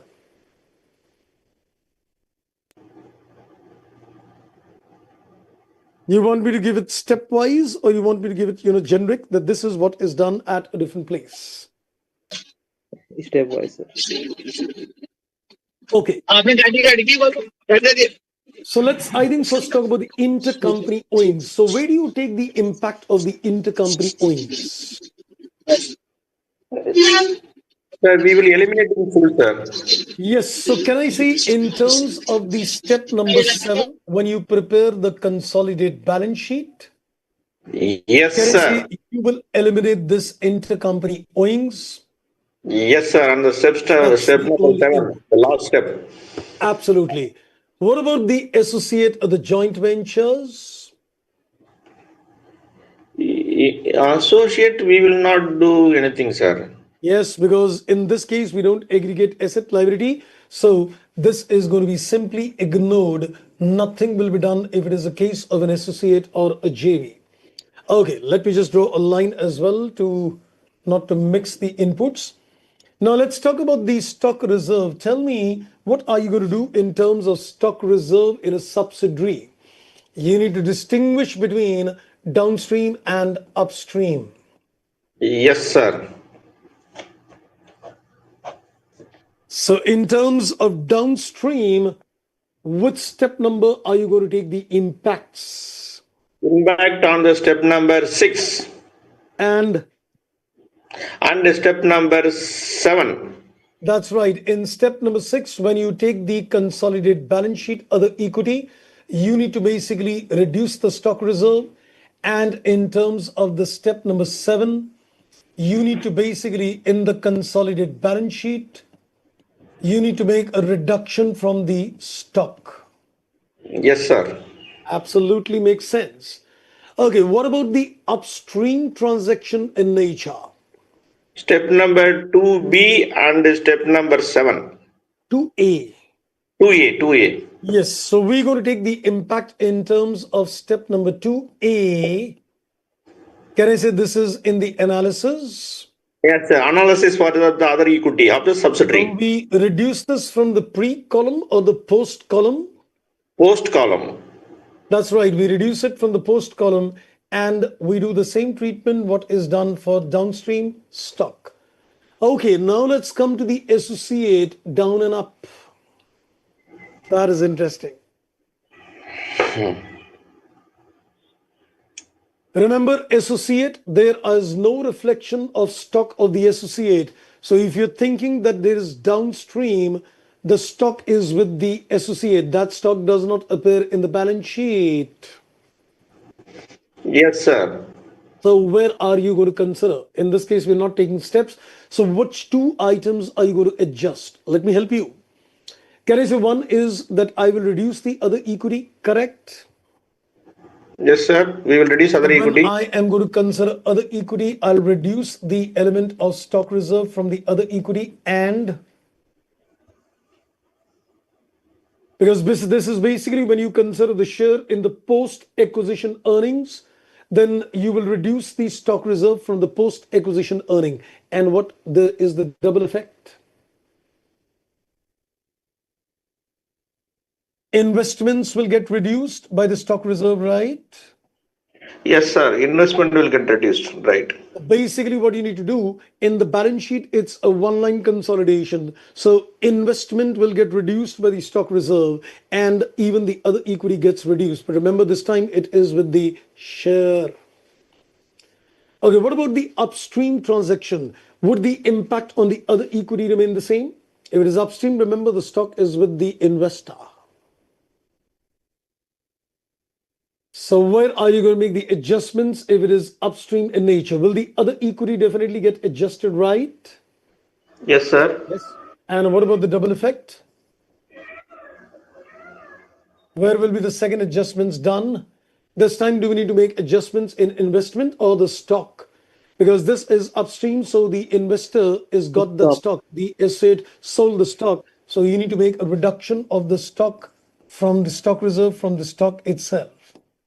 So this is a very crucial point where you need to be very careful that when you're considering the elimination of stock reserve in terms of the associate company, if it is downstream in nature, it is other equity investments. If it is upstream, it is other equity and stock. Okay, let's now go to the next adjustment. That was one of the reasons I'm making this chart so that the stock reserve gets taken care even in the P&L as well. Now let's talk about the fair value adjustments. So what do you do with the fair value adjustments for a subsidiary?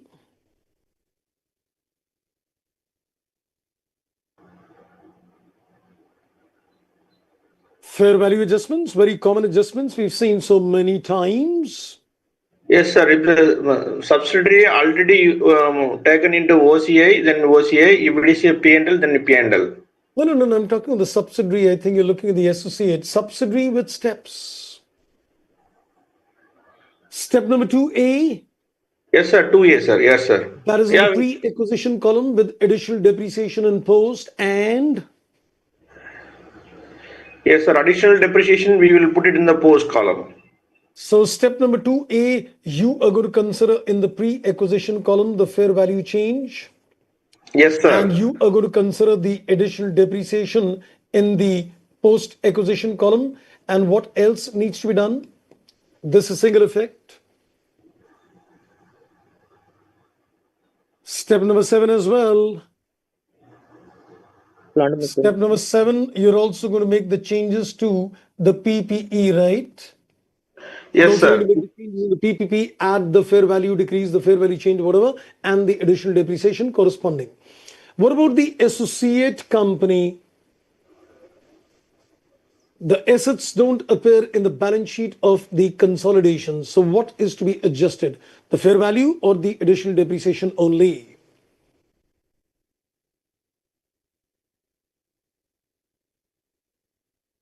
Can I say the additional depreciation will lead to decrease in the equity? Correct? Yes, sir. Single accounting, so investment should decrease. When you consider the post-acquisition share, you need to reduce the additional depreciation from there. So indirectly, investment goes down. So can I say the other equity will decrease because of the additional depreciation? Yes, sir. And also the investment will go down because of the additional depreciation.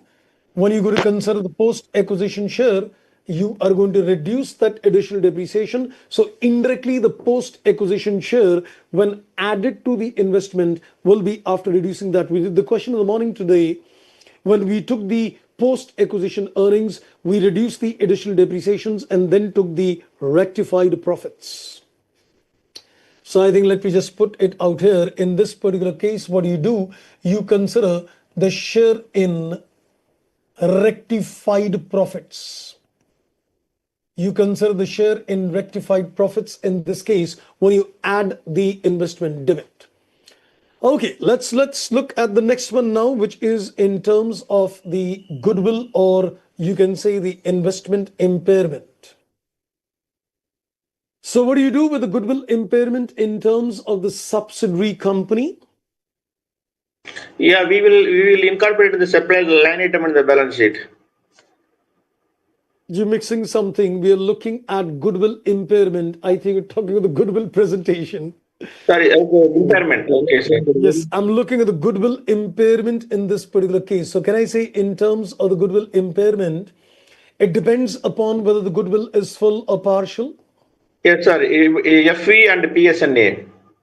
Right. So if it is full goodwill, you are going to take the impact in terms of step number 4, 5, 6. Correct? You'll take Yes, the sir. impact in step number 4, 5, as well as 6. The step number 4 is the NCI. The step number 5 is the goodwill. And the step number 6 is the other equity in the consolidated balance sheet. You reduce the share of the NCI from step 4, reduce the goodwill impairment in step 5, and the parent share in other equity. And what if it is a partial goodwill? Where do you take the impact? Goodwill and other equity. Right, not in the NCI, just in terms of step 5 as well as in terms of step 6. What about the associate company? There will be no goodwill impairment. There will be an investment impairment. The investment will get impaired. Because goodwill is a part of the inner column, so you're going to see the investment impairment in this particular case. So where are you going to consider the investment impairment? Directly adjusting into the investment, sir. Correct. So can I say again, the double effect is reduction of other equity and the investment. So we will reduce the other equity by the impairment figure. And we'll also reduce the investment by the impairment figure. Right, so I think that takes care of the 4 adjustments. Now let's come to the omissions. If there are any kind of omissions in the subsidiary, what do you do with those omissions? Remember the questions which we did in terms of DC omission, CC omissions, etc.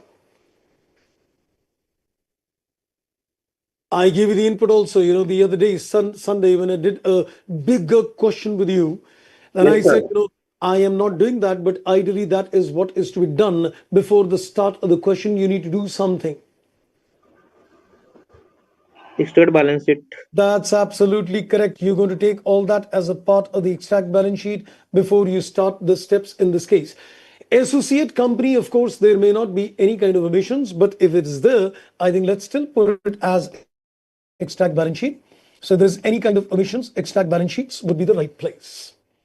Right, I think this takes care of the summary chart, which is going to give you a bird's eye view of all the inputs in terms of all the adjustments in a balance sheet perspective. I hope this helps. Yes, sir. Wonderful. Now let's make another similar chart, which is now going to consider the adjustments in terms of P&L, in terms of subsidiary and associate both. So let's take a similar chart again, summary chart. So this is again a summary chart which I am taking for adjustments related to consolidation. And this time the focus is on the consolidated profit and loss adjustments. We'll keep it similar in terms of format. So let's take 3 columns. Now the focus is in terms of profit and loss.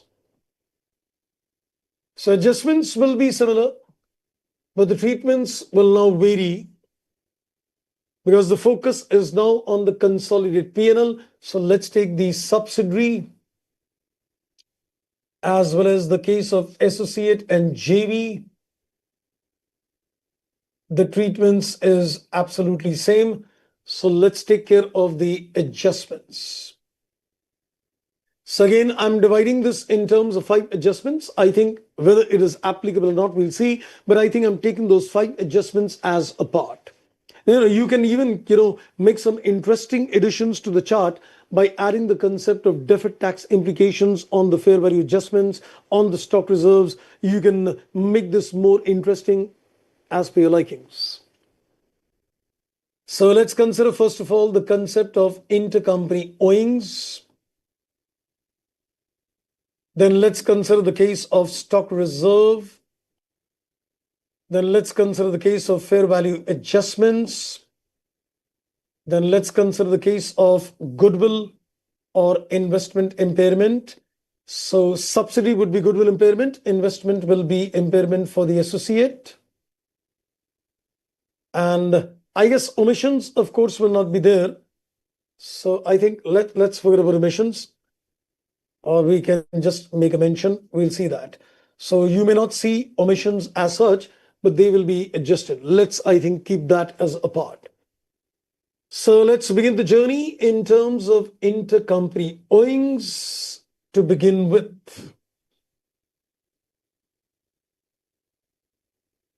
So let's begin the journey. I think let's get your inputs. What do you do with the intercompany owings in terms of consolidated P&L subsidiary?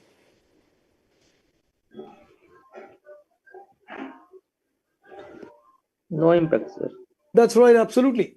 The consolidated P&L has got no impact. It is simply ignored whether it is a subsidiary or whether it is an associate. There is no impact on the consolidated P&L.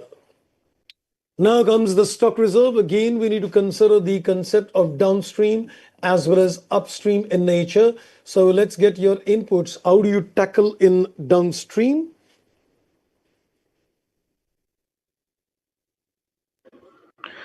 Sir, downstream and upstream both concept are same, but we need to add it. Right. So can I say we will reduce the sales by the intercompany sale purchase, reduce Yes, sir. the cost of sale, but add the stock reserve to the cost of sale? Yes, sir. The sale is whether it is sold or not sold, whether sold to Correct. third party or not. Fully we need to eliminate. Absolutely wonderful indeed. So what we're going to do when you are going to consider the sales, I'll reduce the intercompany sale. When you're going to take the cost of sales, we'll reduce the intercompany sale and we're going to add the stock reserve, irrespective it is upstream or downstream in nature. So the treatment in terms of consolidated P&L for a subsidiary remains the same, except that when you calculate the share of the NCI, you need the rectified profits of the subsidiary, then you reduce only the stock reserve, which is upstream in nature. So I think let's make that mention as well. I guess let's make that mention also at this stage. So we can say to compute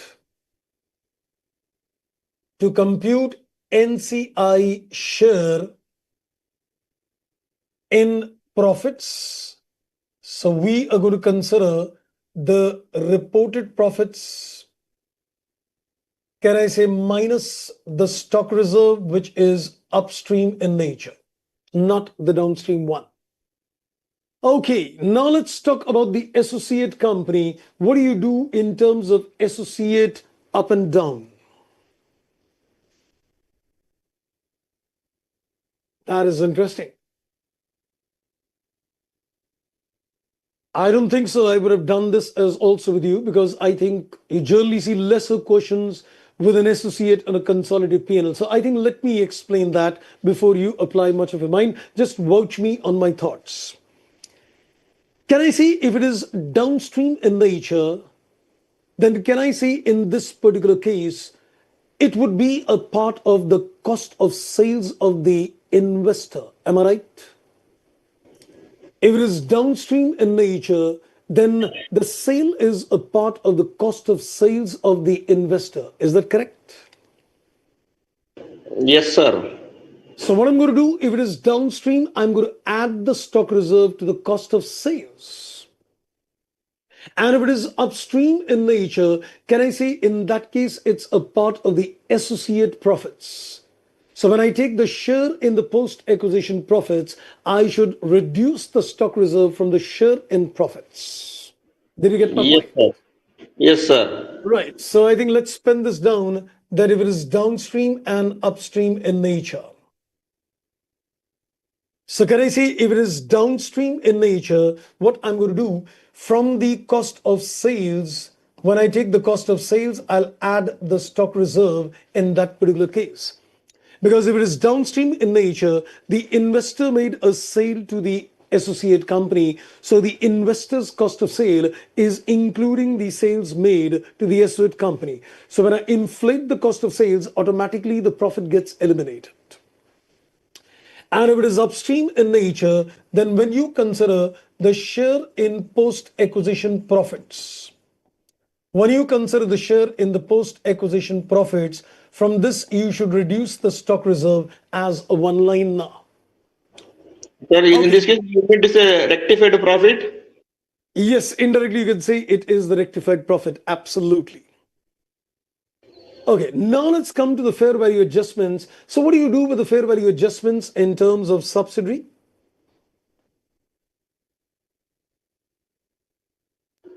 Can I say the additional depreciation will be recorded in the appropriate code? I'll basically increase the depreciations in the appropriate code, correct? Yes, sir. So the additional depreciation will basically get recorded in appropriate heading. It gets recorded in the appropriate heading. Okay, now let's have a look in terms of the associate or JV. Tell me, what do you do in terms of associate and JV?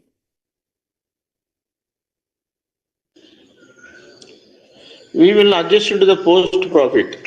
Same thing what we did for a stock reserve, right? Yes, sir.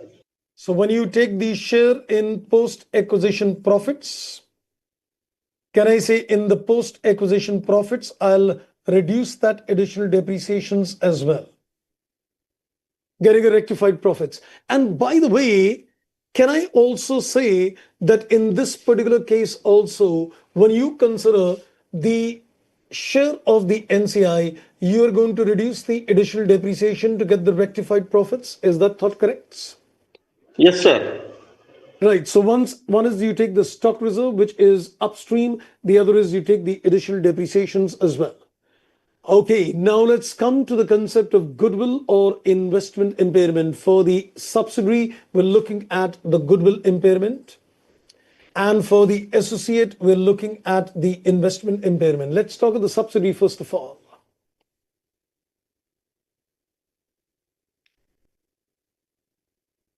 This is, remember, consolidated P&L. There is a goodwill impairment. Can I just record it in the appropriate head? That's it. Yes, sir. Just like the additional depreciations, I can record the goodwill impairment as a separate line item. I mean, in the sense, appropriate head.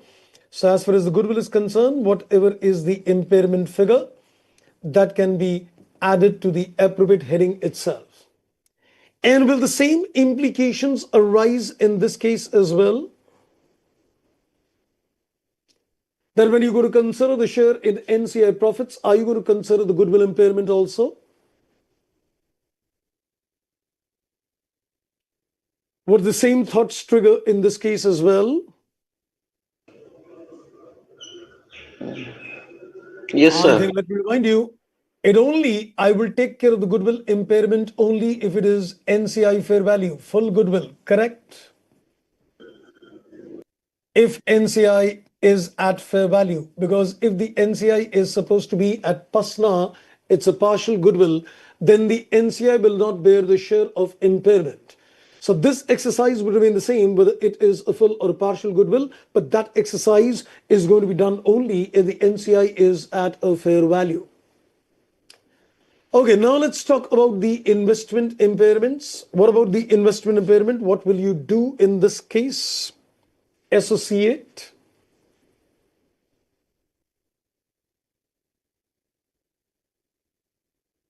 Can I say same exercise should be done? What you have done for stock reserve additional depreciations, investment impairment get reduced from the post-acquisition share. Yes, sir. So I'll take the share in post-acquisition profits. And when you take the share in post-acquisition profits, you reduce the investment impairment from the share. When I am comparing to that recalling that balance sheet item, the CFS is good than P&L.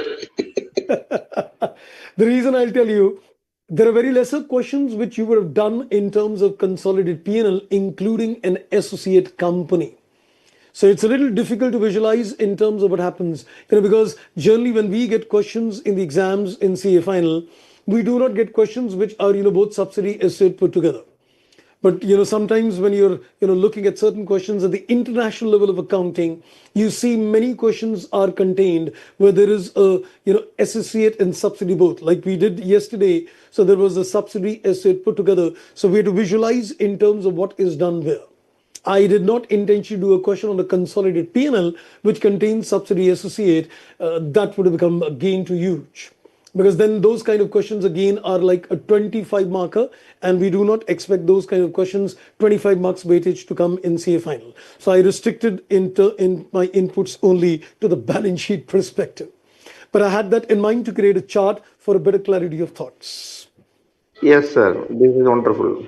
Okay, so this is in terms of the four adjustments. Now let's talk of omissions. Though I think generally in terms of things you may not see omissions, but I think let's still recall. Can I say there could be omissions in terms of unwinding the DC? So there could be like omissions of finance charge. So can I say we can take those omissions as a part of the appropriate heading? Like for example, finance charge omitted for unwinding of the DC, correct? Yes, sir. So we can say this is also going to be recorded in appropriate heading. This is also going to be recorded in the appropriate heading itself. I'll just give a reference to the example. So you can say the example could be finance charge on UOD, unwinding of discount on DC. So we saw, if there is a deferred consideration due to unwinding, the finance charge gets omitted, so you take care of that part. Okay, now let's come to the SOJV. So can I say in this case, omissions, if any, would again be taken something on the same lines, right? Yes, sir. Post-acquisition profit gets adjusted, though I think it's a little subjective, but we can say more or less this is what is going to happen. So we can say that we will adjust the post-acquisition profits. Because this is, I'm assuming that omissions by the associate company. So if there are omissions, there might be a need to get the rectified earnings of the associate, and accordingly you take the post-acquisition share. Wow. So I think that takes care of the entire inputs. Two super summary charts given to you, which condenses all the kind of adjustments you can see in the P&L, in the balance sheet, subsidiary, asset, all put together. Okay, now I think we can spend a little time doing some questions on 111 as well.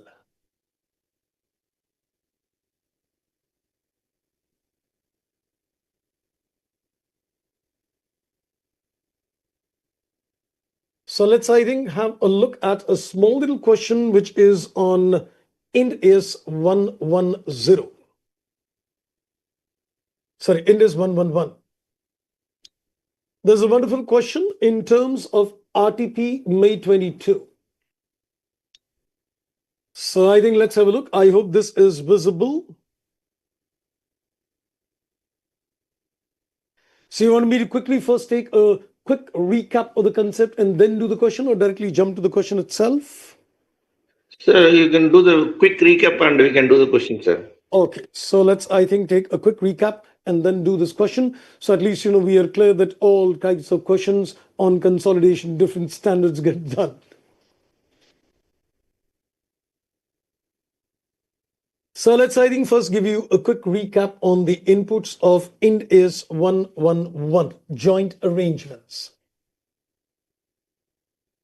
So Ind AS 111, we know, is supposed to be joint arrangements. I'm not coming to the picture of identifying the joint control that we've covered, in great detail. How do you assess a joint control? So I am simply coming to the classification of a joint arrangement between a JO and a JV, because that's, I think, the main core area in terms of this Ind AS. So once we have identified that, yes, it is a joint arrangement, the next area is to identify that is it a JV or is it a JO. So we're looking at the parameters.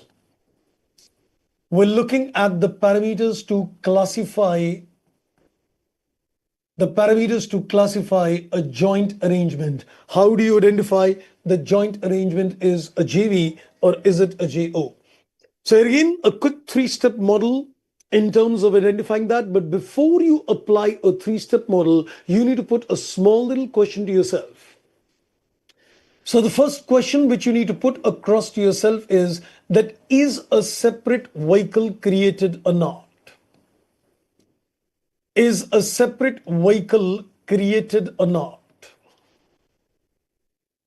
So the first question is to put across that, is a separate vehicle created or not? So tell me, if a separate vehicle is created, And if it is not created, what is going to be the status? If it is not created, what do I conclude? Joint operation. Absolutely. So if your answer is no, it is undoubtedly a joint operation. But if your answer is a yes, then I'm going to apply a three-step model in terms of deciding the status. So the first question before you apply the three-step is to see, did you create a separate vehicle? If no, undoubtedly JO. If yes, it could be a JVJO, depending upon the three-step. So let's apply the three steps in terms of deciding the facts. Step number one. In terms of the step number one, we need to first of all decide that what is the status of, what is the kind of entity you've created? Because we need to see that is a separate legal entity established or not. So we need to see, by creating a separate vehicle, did we create a separate legal entity? So did we ensure that we establish a separate legal entity? So with this, you can basically see, did you create a company? Did you create a limited liability partnership, or did you create a partnership firm? Now, if you create a company or a LLP, then do I consider this to be a JV or a JO? JV. That's right. So in this case, we're going to call this as a JV. And if you created a normal partnership firm, can I say it becomes a JO? Yes, But we sir. decided, irrespective whatever you decide in terms of step number one, can I say we will definitely go to the step number two. So whatever you decide, whether you say it's a JV or you decide it is a JO, irrespective, we need to undoubtedly go to the step number two in this case. So let's go to the step number two and see what is going to be seen. So in terms of the step number two, now you need to see that how does the contractual arrangement between them work? Have they entered into any kind of a contractual arrangement? And this contractual arrangement gives them what? So we need to see, by virtue of the contractual arrangement, what did they ensure? Are they going to get the share in the assets, obligations towards liability, share in the expense, and the share in the incomes? Or they're going to get share in net assets? They're going to get share in net profits. So we're going to see that, are they going to get a share in the net assets as well as the net profits? Or are they going to get a share in the assets, liabilities, incomes, and expense? So if you say that they're going to get a share in the net assets or net profit, then what do you say, JV or a JO? JV. That's right. In this case, it becomes a JV. And if they're getting a share in the individual assets, liabilities, and all, it becomes a JO. Now, there could be a contradiction in terms of step two and step one. And if there's a contradiction, we decided that the step two prevails over the step number one.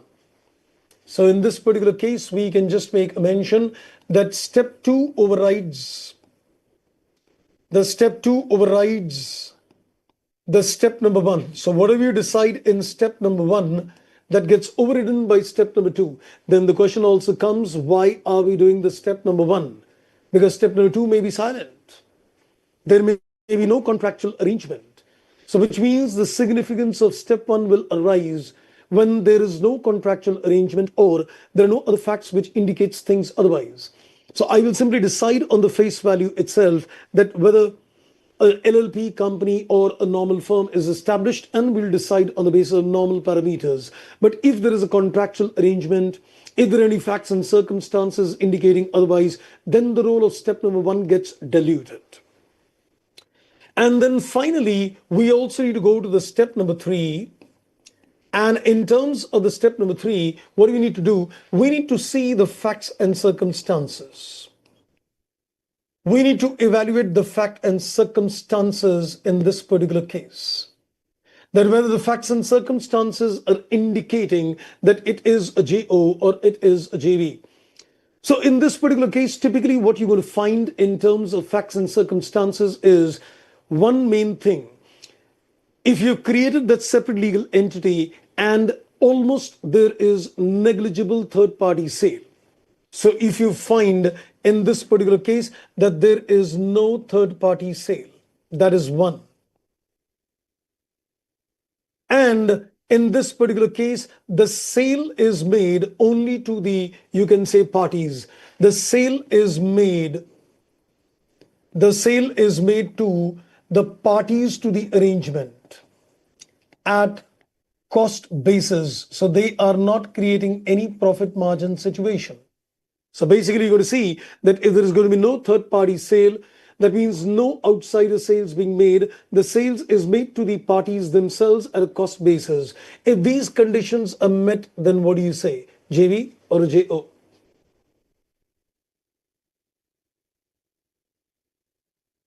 If these conditions are met, then what do you say? Is it a JV or is it going to be JO?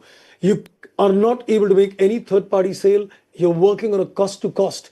Can I say that means that it is a JO because the parties themselves, the parties to the arrangement are indirectly, trying to fund the liabilities and the expense. So this will mean a JO.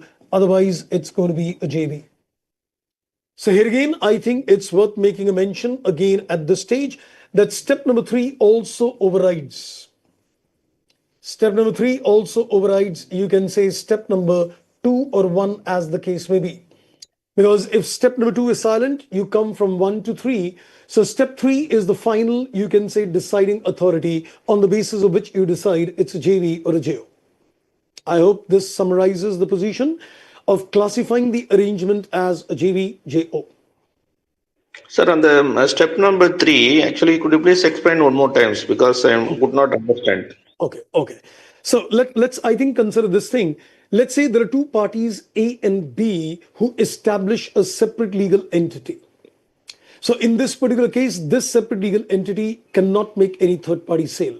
So can I say it is completely dependent upon the parties A and B for everything? Yes, sir. Correct, sir. So which means that indirectly the liabilities of this third party, the liabilities of the separate vehicle is borne by A and B. Agreed? Agreed, sir. Secondly, once the entire output of this third party, output of this separate vehicle is completely given to A and B. Output, as I said, in those regular classes, it represents the economic benefits, which is assets. So entire output of this particular separate vehicle, which is representing a future economic benefit, belongs to A and B, correct? Correct, sir. So the passing on the output is giving them share in assets. Passing them at a cost to cost basis means the dependency of the separate vehicle on the parties to meet their obligations. So these parties are getting share in assets, they're getting obligation towards liability and share in expense. It makes it a JO. So no third party sale means that they are eating every economic benefits. Sale is made at cost to cost. That means they're making the separate vehicle totally dependent upon them. Yes, sir. Here, the source of the net asset and net profit, they are not sharing. They are sharing on the basis of asset and liability. Hence, it's a joint control.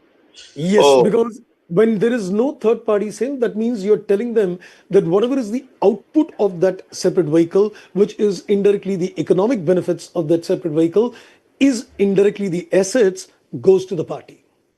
And when they are selling everything on a cost to cost, they have no money to bear their obligations and expense. So the parties are funding them money. They're indirectly bearing the liability. So they're getting share in assets separately. They're getting obligations toward liabilities separately. JO. Okay, sir. Thank you, sir. Now I got the incident. Okay, wonderful indeed.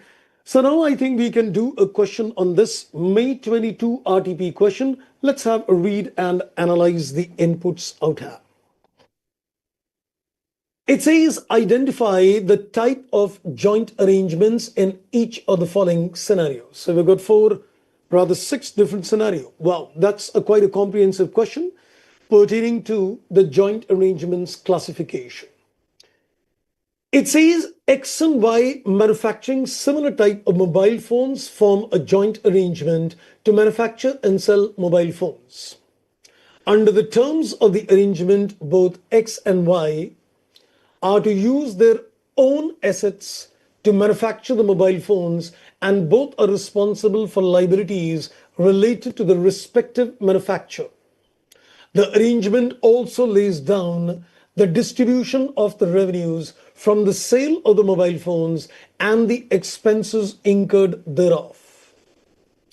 X Limited, however, has got an exclusive control over the marketing and distribution function and does not require the consent of Y. No separate entity, no separate entity is created for the arrangement. I'm thinking everything takes a back seat. And when it says no separate entity is created, I think I'm decided. Yes, sir. You see clearly is joint control, sir.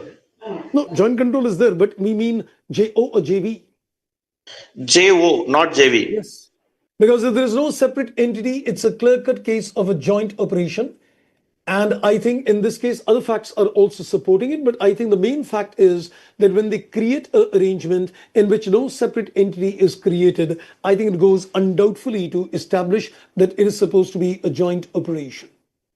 Okay, that was wonderful. Well, now let's, I think, go further. It says, continuing with one above, what would be the classification of the joint arrangement if X and Y both jointly control all the relevant activities of the joint arrangement, including the marketing and the distribution functions? It says, what would be the classification of the arrangement if X and Y both jointly control all the relevant activities in this case? Would the classification change? Will it still remain a JO or not? Still remain the JO, sir, because they are sharing that liabilities and other things. Correct. So that would not make a difference in this particular case. So it still remains a joint operations in this case. But of course, one thing can be said that in the previous case, when he said that X has got exclusive control over marketing and distribution and does not need a consent, then we could have also concluded that there is a control. But control would come only when there is a third party established. So we cannot say that it would lead to a subsidiary technically. So JO in both cases. Yes, sir. Now let's go to the third part. It says, what is the classification of the arrangement if a separate entity is created to manufacture the mobile phones? JV, sir. Or can I say depends? No, sir. Actually, even though the separate vehicle is created for this purpose, they are sharing the liabilities and other things. They are not selling to the third party. Again, it will be forming part of JO only, not JV. Right. Absolutely. So we can say that then you need to apply a three-step model. We can't simply say that if a separate vehicle is created, it becomes a JV. So you need to apply the three-step model and then decide the status of JV or JO. And as you rightly said, that even though a separate entity is created to manufacture the mobile phones, but in this particular case, the arrangement needs to be seen that if I go with the facts in the point number one, they are getting share in assets. They are getting obligations toward liability. So the analysis would lead to the conclusion it's a JO. So in this particular case, the analysis will lead that it becomes a JO. Now let's go to the point number 4. Continuing with the point number 3 above, the joint arrangement is a means of manufacturing mobile phones on a common platform, but the output of the arrangement is purchased by X and Y in 50-50. Can I say no third-party sale? Yes, sir. The joint arrangement cannot sell output to third parties. The price of the output sold is set by both the parties to cover the production cost and the administrative cost. So can I say the two conditions of my facts and circumstances are getting met? So even in this case, when I apply the three-step model, can I say I'll reach a conclusion it's a JO, correct? Yes, sir. Yes, sir. Exactly. JO. Absolutely. Now he says, would your answer in the 4 be different if X and Y sold the respective share to third parties? I think then the facts and circumstances conditions will fail. Then would the classification undergo a change? JV. Absolutely. So then in this case, it becomes a joint venture in this particular case. Great. And then it says, assume that in 4 above, we're looking at this 4 above, the contractual terms of the arrangement were modified. It says it was modified so that the joint arrangement entity is not obliged to sell the output to X and Y, but is able to sell the output to third party. JO, JV. When they are selling to the third party means it will still constitute the JV, sir. That's right. It becomes a joint venture in this case. So in the fourth part earlier, we were saying it's a JO, but with the facts that you can allow a third party sale, it becomes a JV. So the answer changes from a JO to a JV. So I think my three-step model will help you actually decide, in which particular case, what is the permutations and combination. Exactly, this is what I'm trying to say to you, sir. The exactly your three-step model, what you provided, exactly the same way they asked the question. Yes. Actually, when I look at these questions, the creation of the step models is based on the questions. I'll look at the different kind of questions and, create my models on that. So, every time. And this model undergoes, a variety of testing as well. So looking into different kind of questions, when I made them for the first time, I sat down and I actually, applied the step models created to various varieties of questions to ensure that it is passing that, test of variety of questions as well. So tested and tried models, they'll not fail. Thanks for the revealing the secret of creation of three-step models, sir. You're most welcome. Right, friends. So I think that question is done. And so does our inputs in terms of revising the entire consolidation standard also comes to an end. So we've covered the consolidation aspect. So this was the last class on the revision on the consolidation standards. So it is a wonderful experience, I think, covering those complicated topics with you. But please take out time in terms of revising these well. Do questions from the study material. Do questions from the revisionary test papers, the past examination papers. There's plethora of questions available for practice. And once you get your expertise, I'm pretty sure you will definitely pass your exams with flying colors as well. So on that note, wish you all the best for the exams. Over to you if you've got any questions. Thank you so much for your wishes, sir. We will definitely follow your all the three-step models and definitely we will clear the exam. Thank you, sir. Thank you very much indeed.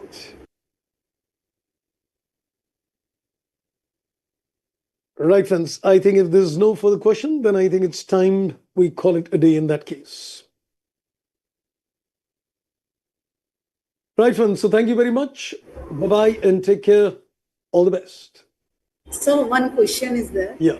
Sir, your neatness and everything is very nice. How to improve our handwriting and your neatness and perfection is there in your questions. How to improve? Okay. Now, thank you first of all for the compliment indeed. But in any case, I think we tend to believe that our handwritings are not good when we start comparing with others. Even when I compare my handwriting with others, I find that's not good. No, sir, but perfection is also very nice. Well, that also comes over a period of time. So naturally, I think I would say it's a little bit God gifted as well. But I think never think that your handwriting is not good and all. I think everybody's got beautiful handwriting, so it's all about practice. The clarity of thought comes in, when you get more clarity on the subject, you start automatically the flow in which you answer things also becomes great. My experience tells me that financial reporting, which based largely on the Indian accounting standards, and these Indian accounting standards, when one is doing for the first time, it is difficult in terms of absorbing them in the first go with that kind of intensity. So my only request to everybody is, that you must revise it, a good number of times before you go to the exams. Because every standard has got so many nitty-gritties and all, and there are so many points. You'll see that one standard has got so many points to look upon. So more you practice, the more you read. So what becomes, is that, it becomes a part of your language. On a very lighter side, people at time tells me, when I send them some kind of a message, SMS and all, so they tell me that, language you write smells like an accounting language as well. So I tell them at times, that it's like, the famous song which says, I speak English, I, sleep English, I drink English. I think that's what I try to do in my life as well. I drink Indias, I sleep Indias. So I think if you're going to try that out, trust me, improvements will come. So I think more revisions, more reading, that will give you more grip in terms of bringing a lot of clarity of thoughts in terms of how you frame your answers and all. So I think that helps. That's what I feel is what is required. So thank you so much, sir. Thank you Yes, sir. very much.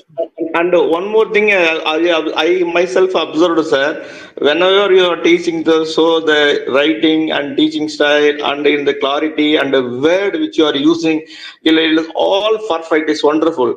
You never missed on anything on the spot. And one more step, I went beyond that. Whenever I am looking at your face, no, on your forehead, whenever you are smiling or teaching, it will be there in the three line. Like you are look like a Shiva, God Shiva. I am Oh thinking that my God God. Shiva is coming, God Shiva is coming and teaching to I us. think that's too kind of words, but I think don't put me to that kind of a pedestal. So I think that's all God gifted for me. So I really feel truly blessed on this kind of words. But I think God is God. I think we are great to be blessed to have those things where we can guide people. So I feel truly blessed on that. Thank you very much indeed. So Yeah, thank you. yeah. Yeah. Whenever I am attending your class, no, I salute to yourself. I think the God is coming and teaching to me. I am listening careful whenever you teach to me. Thank you. Thank you so much indeed. That's really very nice of you. Thank you so much indeed. Thank you all of you. So on that note, I'll take leave from all of you. Thank you very much. Wish you all the best for the exams. Bye bye and take care. Thank you. Hanji, thank you.